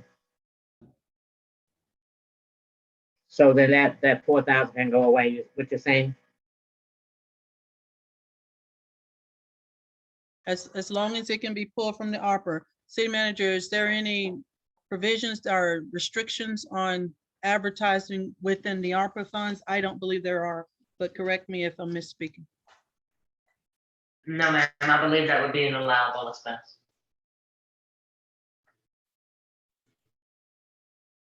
You said it would not be? It would be. Okay. Thank you. So we were gonna pull that. Mr. Stewart, could you pull that, please, and put it on the ARPA? Okay, Mr. President, Okay. Councilman Harry? before y'all do that, okay. It seems like there's a whole demographic being missed out here. The newsletter used to go out to the citizens, letting them know what's going on in the city of Glenarden, and I don't see nothing like that in this budget. So there's no newsletter, no city newsletter gonna go out to let the citizens know what's going on overall throughout the city, not just ARPA, but things that we're working on, things that we're doing, legislation that we're passing. None of that's going, so that they're not gonna be notified about any of that. I mean, we're having parties all over the place, but nobody's getting any information, you know, about what's going on day to day, the legislation that we're passing, the streets that we're repairing, the sidewalks that we're repairing. But there's no newsletter going out for that. And our seniors like to read stuff like that. They need to know what's going on. They're the ones that's saying they're not knowing what's going on in the city of Glenarden. And we're going to get rid of the newsletter completely, which has not been done in sort of 10 years. Because no one seems to want to be bothered with doing something that's going to notify the citizens of what's going on. So I'm not understanding why we're getting rid of something that we sorely need. Even if only one newsletter go out, it'd be something citizens to see something that we're doing or getting information on what we're doing. Everybody doesn't use Zoom. Everybody doesn't use internet. Everybody doesn't get on cable. Everybody doesn't do, you know, all that other stuff. So something that should be sent out, letting them know what's going on in their community and how their tax dollars are being spent. That's all I wanted to say on that. Thank you, Councilman Harry. That's a good point. Councilwoman Ferguson? I do agree with you, Councilman Herring, and I asked why, what was that for? And that's not what it was said. So, if it was just basically to share about how the money that we have been given, the $4 million that we're given, again, I think that we could use that for with the money that we was given. Now, if we want to do, I do agree, people want to read, they want to have something in hand. So if that was the case, I wouldn't have a problem. I asked because I wanted to know, what is it for? They said, you know, letting them know that the streets are going to get repaired and this, that, and the other, that's fine. And I do agree because we've talked about it in our last administration about starting a newsletter. So if that's indeed what's going to take place, if it's going to be used for that, then I have no problem. I wouldn't have a problem with raising to 5,000, but that's not the explanation. But I do agree that the seniors and other people do want to know. So if that is something that they want to, the administration wants to take on, then it can stay. Mr. President? Yes, sir. Councilman Harry? I was not addressing my comment to Councilwoman Ferguson. I was addressing my comment to the response that the mayor gave, you know, on what the funds were going to be used for. Because I don't understand why we would be using funds to mail out what's going on with ARPA when you're sitting there with $2.3 million that you can use to send out stuff for ARPA, and we could be using this money for a newsletter to the citizens. So that was my, it was no, you know, it wasn't a go after Councilwoman Ferguson on that. It's the response that the administration gave on what they were going to do with it. So just want to yeah, we're on the same page. That's basically what, you know, what I was asking for. So I mean, so Mayor Cross, can there be something like at the very least, a quarterly newsletter sent out to our citizens? Well, we definitely can do that. And we send out the quarterly postcard on the events, but we can definitely send out a quarterly newsletter recapping, you know, the quarter and what major turnkey events occurred as far as benefits to the citizens and upgrades, if you will, throughout the city. I think it's fantastic. If we can keep it there, it'd be great. Thank you. With that, if we have a newsletter, we wouldn't necessarily need anything for postcards because you can include that in a newsletter, just different things that are going on in the upcoming quarter. So I think it'll be helpful if we just combine the two, just have a newsletter and have all the information in one. Councilwoman Guillaume? Thank you, Council President. I was literally about to say the exact same thing, which was if we're already sending out a newsletter, if that's the proposed action, then we can combine two and save money from a cost saving perspective and not have to send a postcard out. Just put whatever information will be in the postcard in the newsletter. That's what I was going to say. The second thing I was going to say, and I apologize if this was already addressed, but this is more for clarification purposes because I know that there are different departments. So I'm looking at 1075, 107630, telephone and communications. And I see that there's a $9,000 increase. Now, when we've been going through different budgets, I see that some budgets, there's no increase in telephone communications, and then others, such as this one, there is an increase.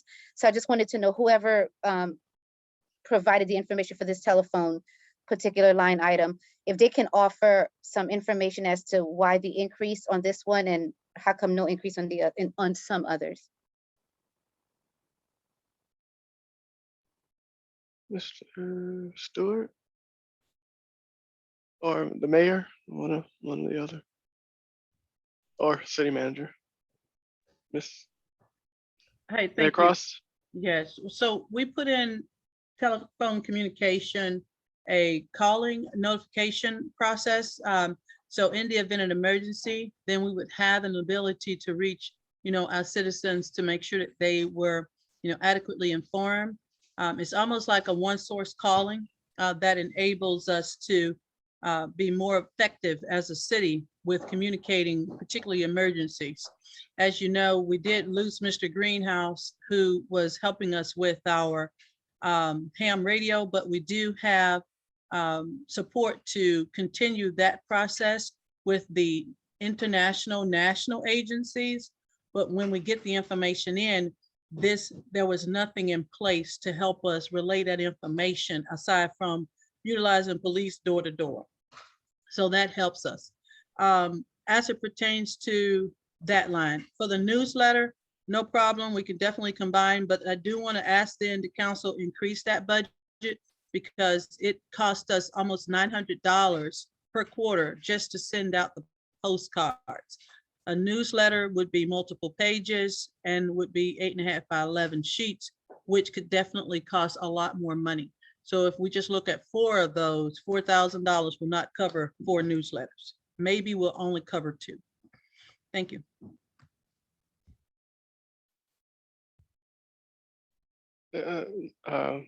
Councilwoman Guillaume, is your question Sorry, answered?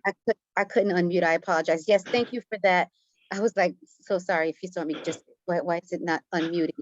So, and I apologize again for asking this particular question. So Madam Mayor, for the postcard expense, or the expense attributed to the postcard, since we already, was that coming from the executive office or was that coming from the admin office? So the postcards, and this is one of the concerns that I have, Councilwoman Guillaume, so thank you for this question. It should come out of the executive office for the announcement purposes. But when the council decided to move that special events to the administration, then all that needs to come out of special events fund. So the activity itself and the notification were all included in those prices. As of right now, if we just utilize this costing just for doing the newsletters, that's just not enough money. It could cost us $2 grand just for 1 quarter newsletter. And that's if we get a discount and we don't have too many pages. But if you consider the amount of work that we have, the notifications that we're going to push, how the write-ups, we don't know at this point what all the write-ups will be.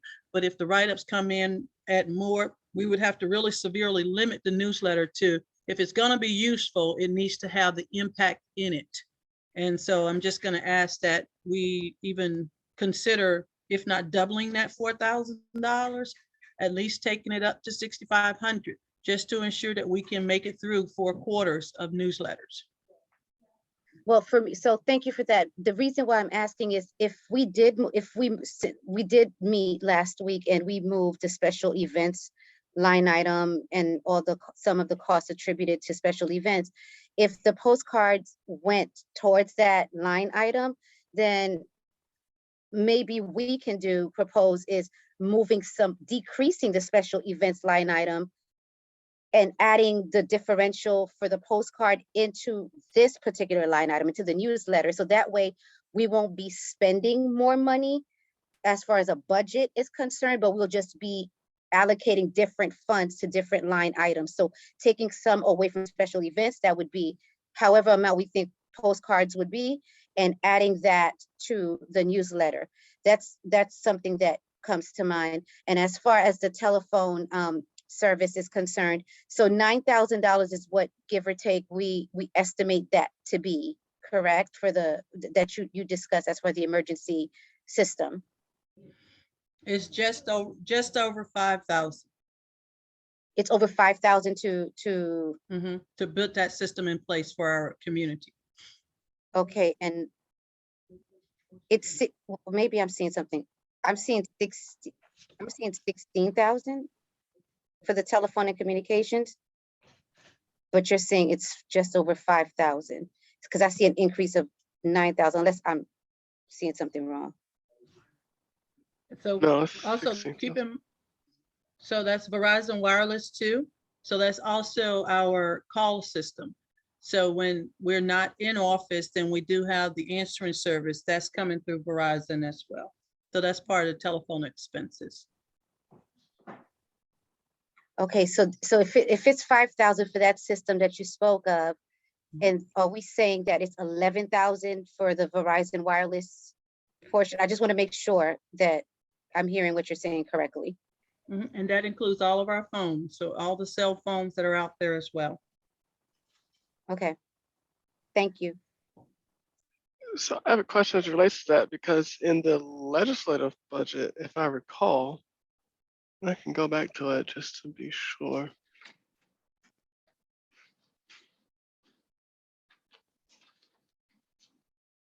Legislative.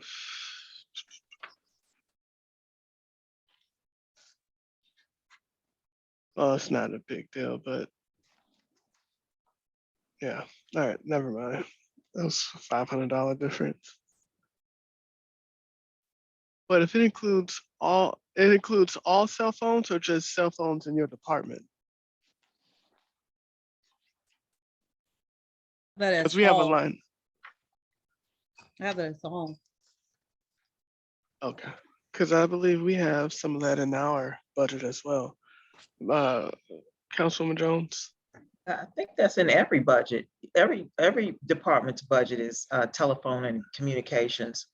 But even with this emergency system, I know everybody does not have cell phones, but most of us have cell phones. And when something happens, we get an emergency alert through our cell phones, whether it be an Amber Alert because someone is missing, or whether it be weather, like the other night, we got severe weather announcements. So for the city to invest in a system like that, when most of us, already have an alert system with the cell phone, I think that's overkill. I might be wrong. Thank you. Okay. Yeah, if we get more clarity on that, Mr. Stewart, that'll be great. And another question I had was, as it relates to the newsletter will be comprehensive, right? Of everything that's going on in the city, which would include legislative news of things legislation that was passed, and things like that, correct? Mayor Cross? Yes, of course, but we do ask that, the legislative department will submit their, write-ups as they want them. Okay, thank you. Councilman Jones, did you have another question? Yeah, so do we have any vendor in mind that we're going to use to do the newsletter so that we can get some kind of estimate of the cost what this is really gonna cost to do the newsletter? I mean, I think we should do a newsletter. In fact, that citizen asked me the other day about a newsletter because, you know, they wanted like to read the information and look at the whatever pictures we have and give updates about what's going on in the city. But to start this project, I would like to see it started and completed. And to start it, you need the cost estimates of what it's going to cost, and some vendors that we could, are we going to use vendors or are we going to use in-house? I'm sure, I can't say I'm sure. Is this going to be a project for the Ms. Ward, Monet Ward, or are we going to get a vendor to and submit articles and pictures too in order to get this done? And how much is it going to cost? I mean, get an estimate so we can have a clear, concise idea of what we're going to present the public. Thank you.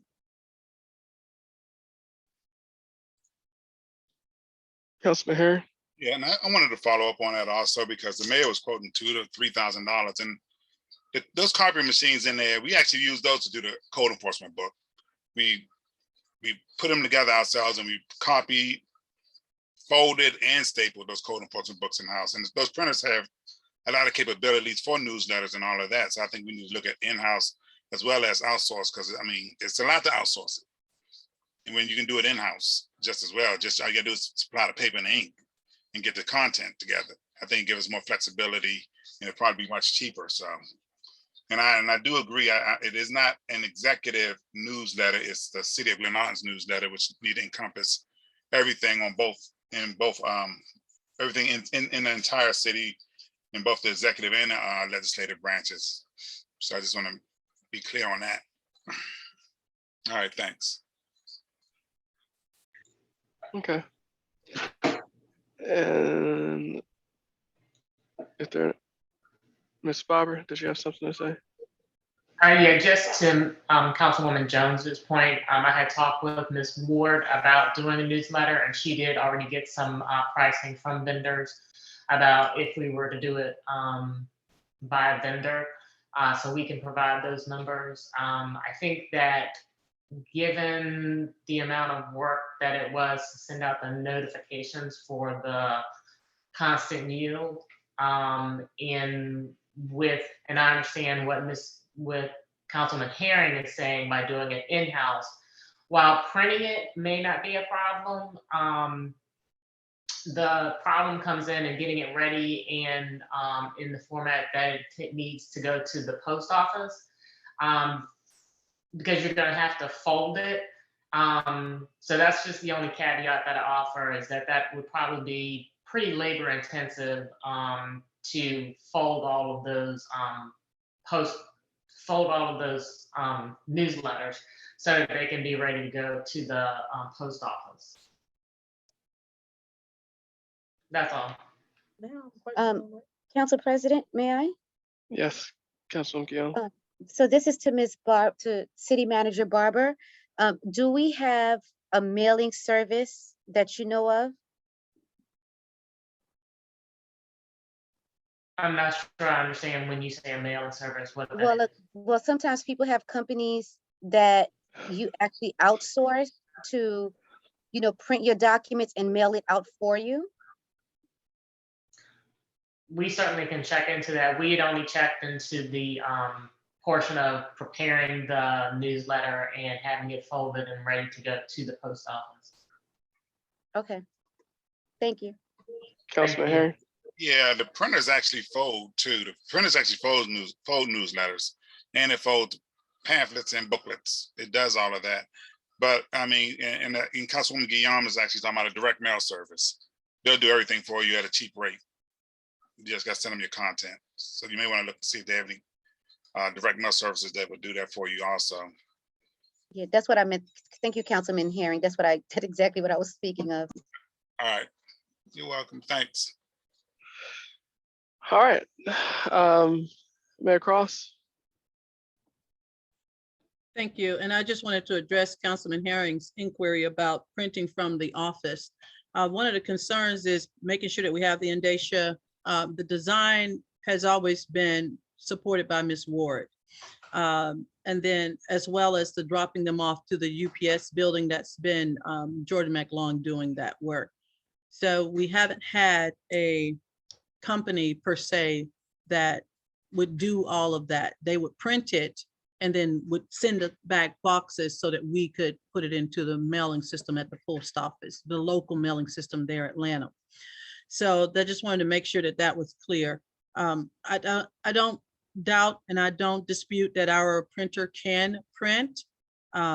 It's not, I don't believe it would be the caliber of what the citizens would be expecting. And also it'd be very, very costly on the printing in the office because of the amount of color that we would use. So greater than the code enforcement book, which was just black and white paper.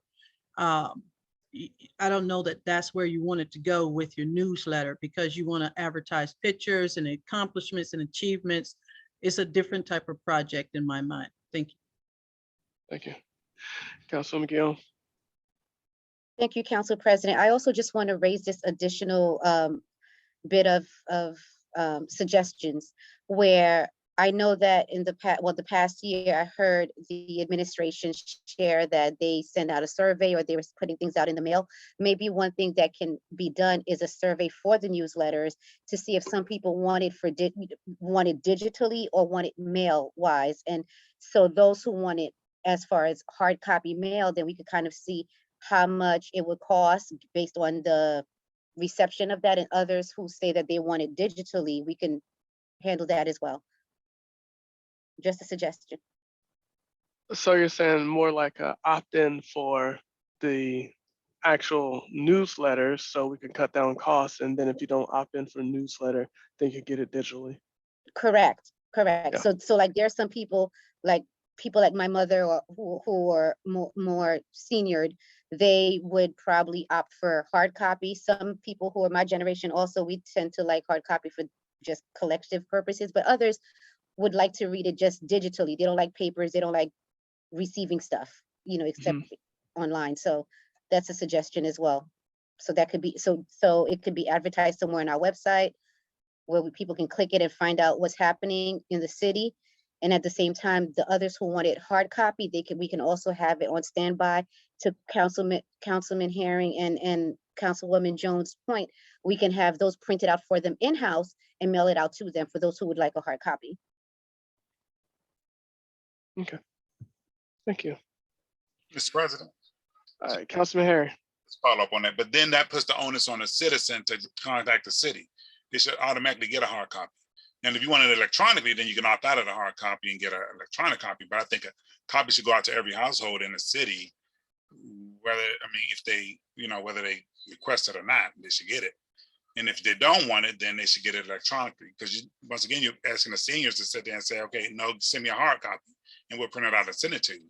And again, we'll run into the same issue of only certain people going to get it instead of this community getting it. So I think we need to, it's something we can look at. It ain't nothing being developed right now, but I think it's something we can look at down the line. Okay. So for that point, the newsletter, we are increasing it to what, 6,000, 6,500? I don't recall.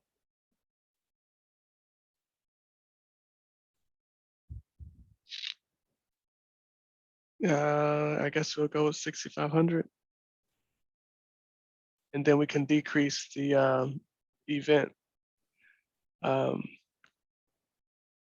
special events by that, what's that, $2,500 so that we can put it in to this line, as Councilwoman Guillaume was saying. Council President, I'm sorry, I disagree with that.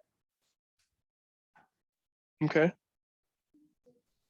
There's no need to decrease our special events. Our special events are set for the mental health and wellness and the community engagement for our people as well.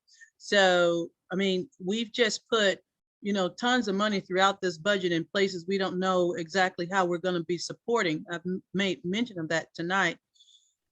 This postage and how we're going to do newsletters, advertising and all of that. I think we need to leave special events alone. We've done enough chopping of that. Again, the events that were set are for our people to edify and grow our community.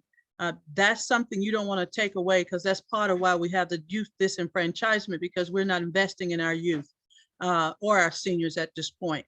So I would respectfully disagree with any decision to cut any special events, particularly coming off of COVID-19 and 3 years of hard labor of trying to become family again. So this is the year for that. We have additional funds that we've cut out of other places. We're not buying lawnmowers and such like that, that can support that 6,500. You don't need to cut any special events. And again, I still, you know, stand by my concern that there's $52,000 in the legislative budget and one event is $32,000. Thank you, sir. Thank you. Well, let me at first address this notion that of the special events, and it can be broken down, you know, several ways. I do respect the rich history of Glenarden and how Glenarden has always had a Glenarden Day. Historically, that has come out of, and the 3 tenured councilmen can correct me if I'm wrong, that's the council has always put that on, and that's for the entire community, and it goes back probably before I was even born. And so with that, it's a little misleading, but it doesn't matter if the legislation puts it on, administration puts it on, or executive office puts it on. It happens in the city every year. It's nothing that the council is going on by themselves to do. In fact, Mr. Herring has put together a committee that's planning Glenarden Day, and that committee makes up of council members, administrative staff, and community members that puts this on for the entire community. Now, as it relates to the things that we've cut out of the executive budget, those are things that are, according to the mayor, are planned by the mayor herself. And so there's not a lot of transparency there. Second is that this budget was proposed with increasing taxes on citizens by $120,000. In the executive budget alone, there was an increase of $100,000 for this upcoming fiscal year. So essentially, all of the tax increase that was proposed on our citizens was to fund the $100,000 increase in the executive budget as it relates to special events. In the write-up of the special events, there were over 27 events that were planned for the year. 27, there are 52 weeks in a year. So that would have meant that we were having an event every other week that we would have had to plan for, then pay for, then turn around and then plan for the next one the following week. That's not a sustainable solution to what the city needs. Now, I think that the city should focus more on doing things that are sustainable, financial literacy programs, things that can help people save their homes, the ARPA funds. Legislation that's been passed throughout this year that has not been done yet, whether it's been paved roads, ADA compliance, things that actually service our community. It's good to get together and have a cookout every now and then, but that doesn't necessarily change the trajectory of, you know, where people are as families. I agree that we do need events to build community, but I just put more weight to sustainability as opposed to just having a party every other week. That doesn't get us anywhere as a city. It costs a lot of money, and that is the context by which we should look at this. And I know that the mayor said several times about this. Glenarden Day is in itself. If Mayor Cross, if you want to help with Glenarden Day and participate, I'm sure Councilman Herring would have loved to have you on the planning committee, which people have volunteered for.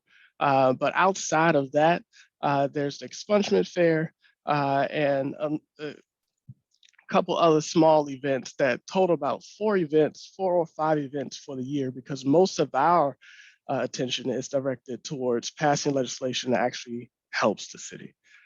So with that, we'll move forward.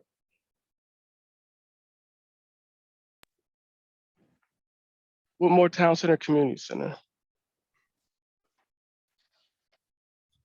Before you move on, Council President, I'd like to get some clarity on the adjustments that we're looking at. So for the trash, we're moving it up to 709,000. It was 700,000. You could put it 701. It was 701. $700,385. So you could put 701. That's fine. Okay. Then we're moving up the newsletter by 2,500 to 6,500. Correct. And that's coming out of special events, because the way we understood it from the mayor, that amount was included in special events. So we're decreasing special events from 1, and we're increasing the newsletter by $2,500. Okay. And healthcare insurance, as I had stated earlier, that it should have gone up by 3,500 based on information that we have now. Yes, and to increase that to where it should be. 335. Correct. Yes. Okay. Thank you. Council President, are you pulling specially? Mayor Cross, we're not taking any more comments at this time. We're moving on to Whitmore Town Center. Thank you. Are you taking special events from everyone? Mayor Cross, again, I'm not going back and forth. We have a long way to go. We're not litigating special events. It is where it is. Council President, you've We're said moving several on. in. Mayor Cross, one more interruption, I will remove you from this meeting.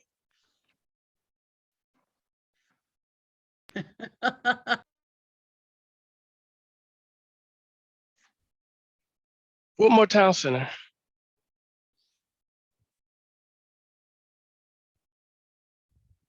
Any questions, concerns, edits?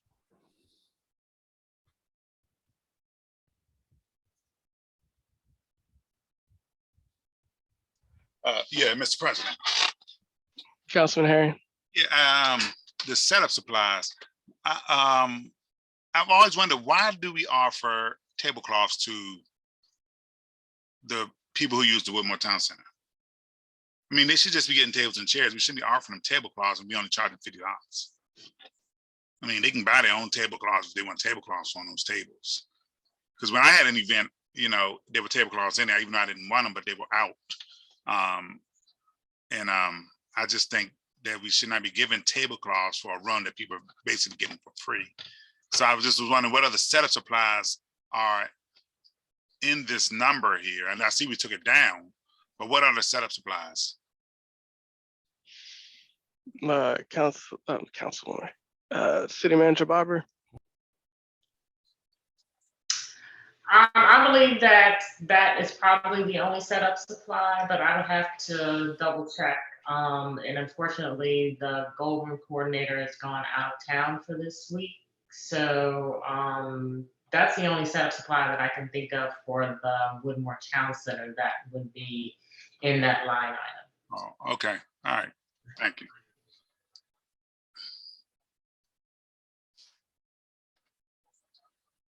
All right, I'm done. Okay. Council President, Councilwoman Jones. this 7655 travel, staff travel for to and from the Whitmore Town Center. It $400. What is that? Because if I'm an employee and I have to work, and I know that I'm working too, I have to be at the town hall and I might have to go to the community center. I think that's up to me to provide transportation for that, or?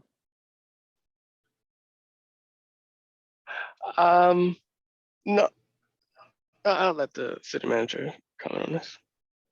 Yeah, so the original thought behind that was when we had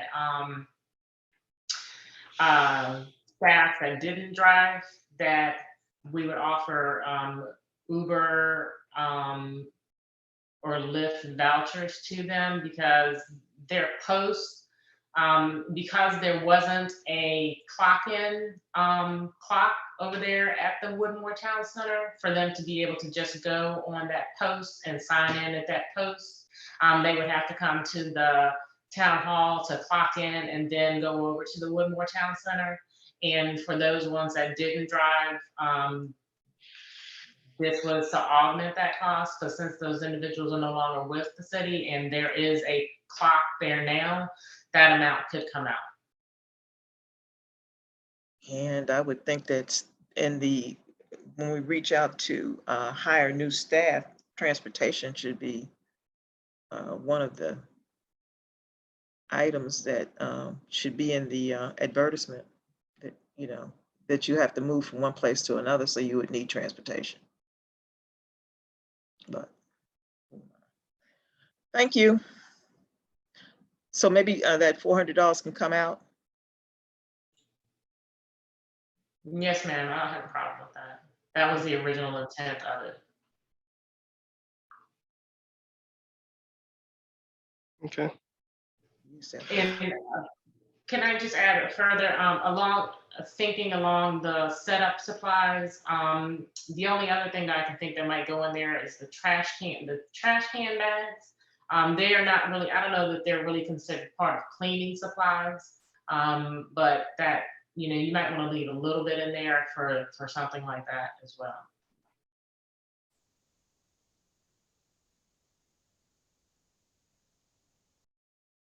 I'm sorry. You're saying keeping it where it is? No. I was saying for the setup supplies, when Councilman Aaron had asked about if the tablecloths were the only thing in there, it dawned on me that, there might be some costs associated in there too with the trash bags, the cost for the trash bags, which, while you might think that they would come under cleaning supplies, that is, separate from the cleaning supplies. Cleaning supplies is more like the liquids and all of the Swiffer products and all that kind of thing that we use to actually do the cleaning. Okay. Councilwoman Ferguson. I would think that cleaning supplies, the trash bags would go with the cleaning supplies. I mean, when I clean up, you clean up and you change bags, that's tidying up. I agree with, so I think I would put trash bags, and you can list that. You can say cleaning supplies and trash bags, and you can list that. And if you need to add a couple more dollars to that, that's fine. And I agree with Councilman Herring at $50 just for usage. We should not be giving tablecloths. Those tablecloths cost $25. I mean, it costs hundreds of dollars just for 20 tablecloths. So I think that might be something, unless the cost is going to be increased, that should be something that shouldn't be offered. The other thing is 75-35 building maintenance and repairs, internal maintenance, repairs, painting, and I see it's at 385. So what is that? I mean, they do maintenance there. Can you explain what that is and why it dropped from $2,000 to $385?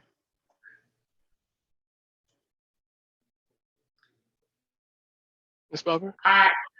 Yes, so I really can't explain why it might have dropped that.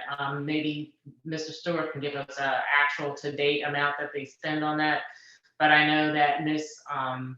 Robinson was looking to, make sure that the walls, I think, were in a little bit better condition, and the carpet was kept in better condition as far as cleaning and things like that. And I know Public Works does do some carpet cleaning and things like that, so I'm not really sure what all was behind that line item, but certainly if Mr. Stewart could provide some context, that might be helpful. Yes, and to date, well, not to date, but to May, we spent $175 on repairs and maintenance Okay, material. thank you. I'm done. Okay.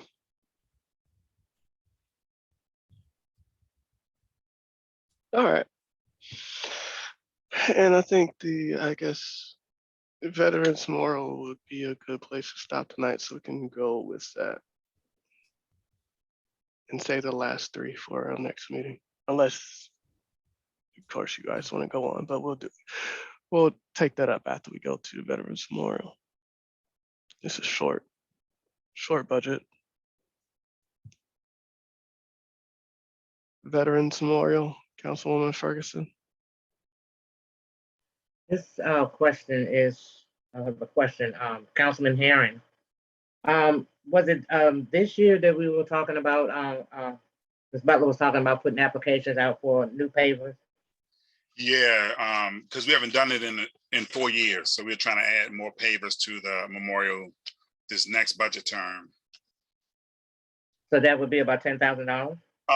Let me see. I actually got a quote from the company Brightview, Mhm. and it's about $8,000 for the pavers, but also we have the regular park maintenance that they do. Yes. So when you add up all of that, it comes to a total about $17,000. 8,000 for pavers and about 9,000 for the park maintenance. So the park maintenance, so that should be another line item put in there? Or will all that go together? It should be, it should have gone to Veterans Memorial maintenance. Mm-hmm. We have they need to add. Oh, okay, I got it. Yeah, they need to add like 2,000 to that. And So 8,000 for the pavers. Yeah. So you're saying like 9,327 for the For the maintenance, yes. and then 8,000 even? Yes.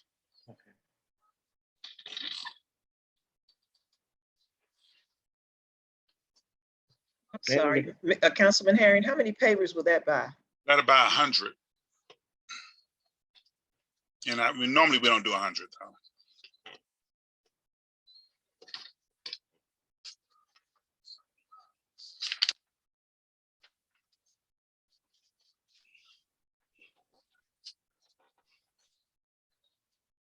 So 8,000 and then the other one, can we just make it 74 even? It actually should be like 94. I mean 94 even, I meant. Yeah. 94 even. So increasing $7,310 to $9,400. Yes. Okay. Yeah. And adding 8,000 to 7246. And 72 and adding 8,000 to 7246. Yes. Okay.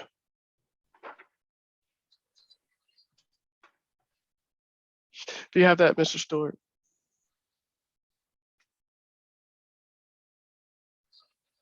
Mr. Stewart? Sorry, yes, I have that.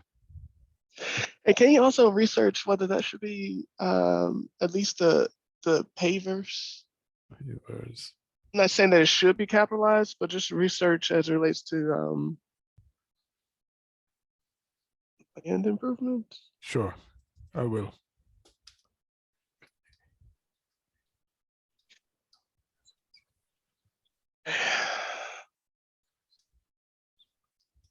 All right. Is that all for Veterans Memorial? Yes, that's it for me. Anybody? Yeah, for me. Anybody want to keep on going? Or you want to, is this a good place to stop? The default is a good place to stop. So if I don't hear any objections to that, Okay, stop here. before we finish, just to justify this or verify this. So we're saying that the account 7310, which is maintenance, will go up to 9,400 and the pavers 8,000. Yes, Yes. correct. Great, great.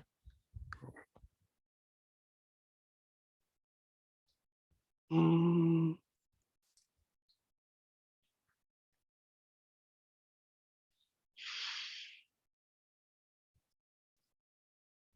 Okay. All right. So with that, I do want to, I'm sorry.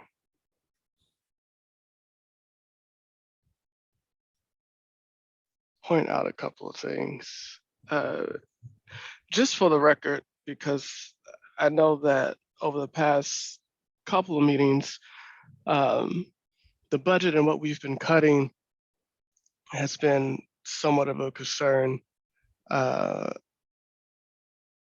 the mayor as it relates to special events and just us cutting funding. But this is not it.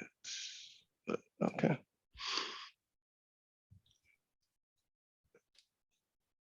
So with that, let me actually stop sharing.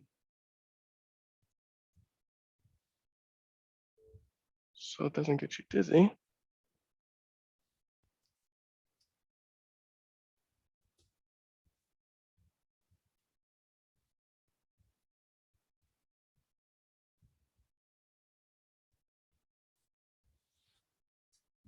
And stop here.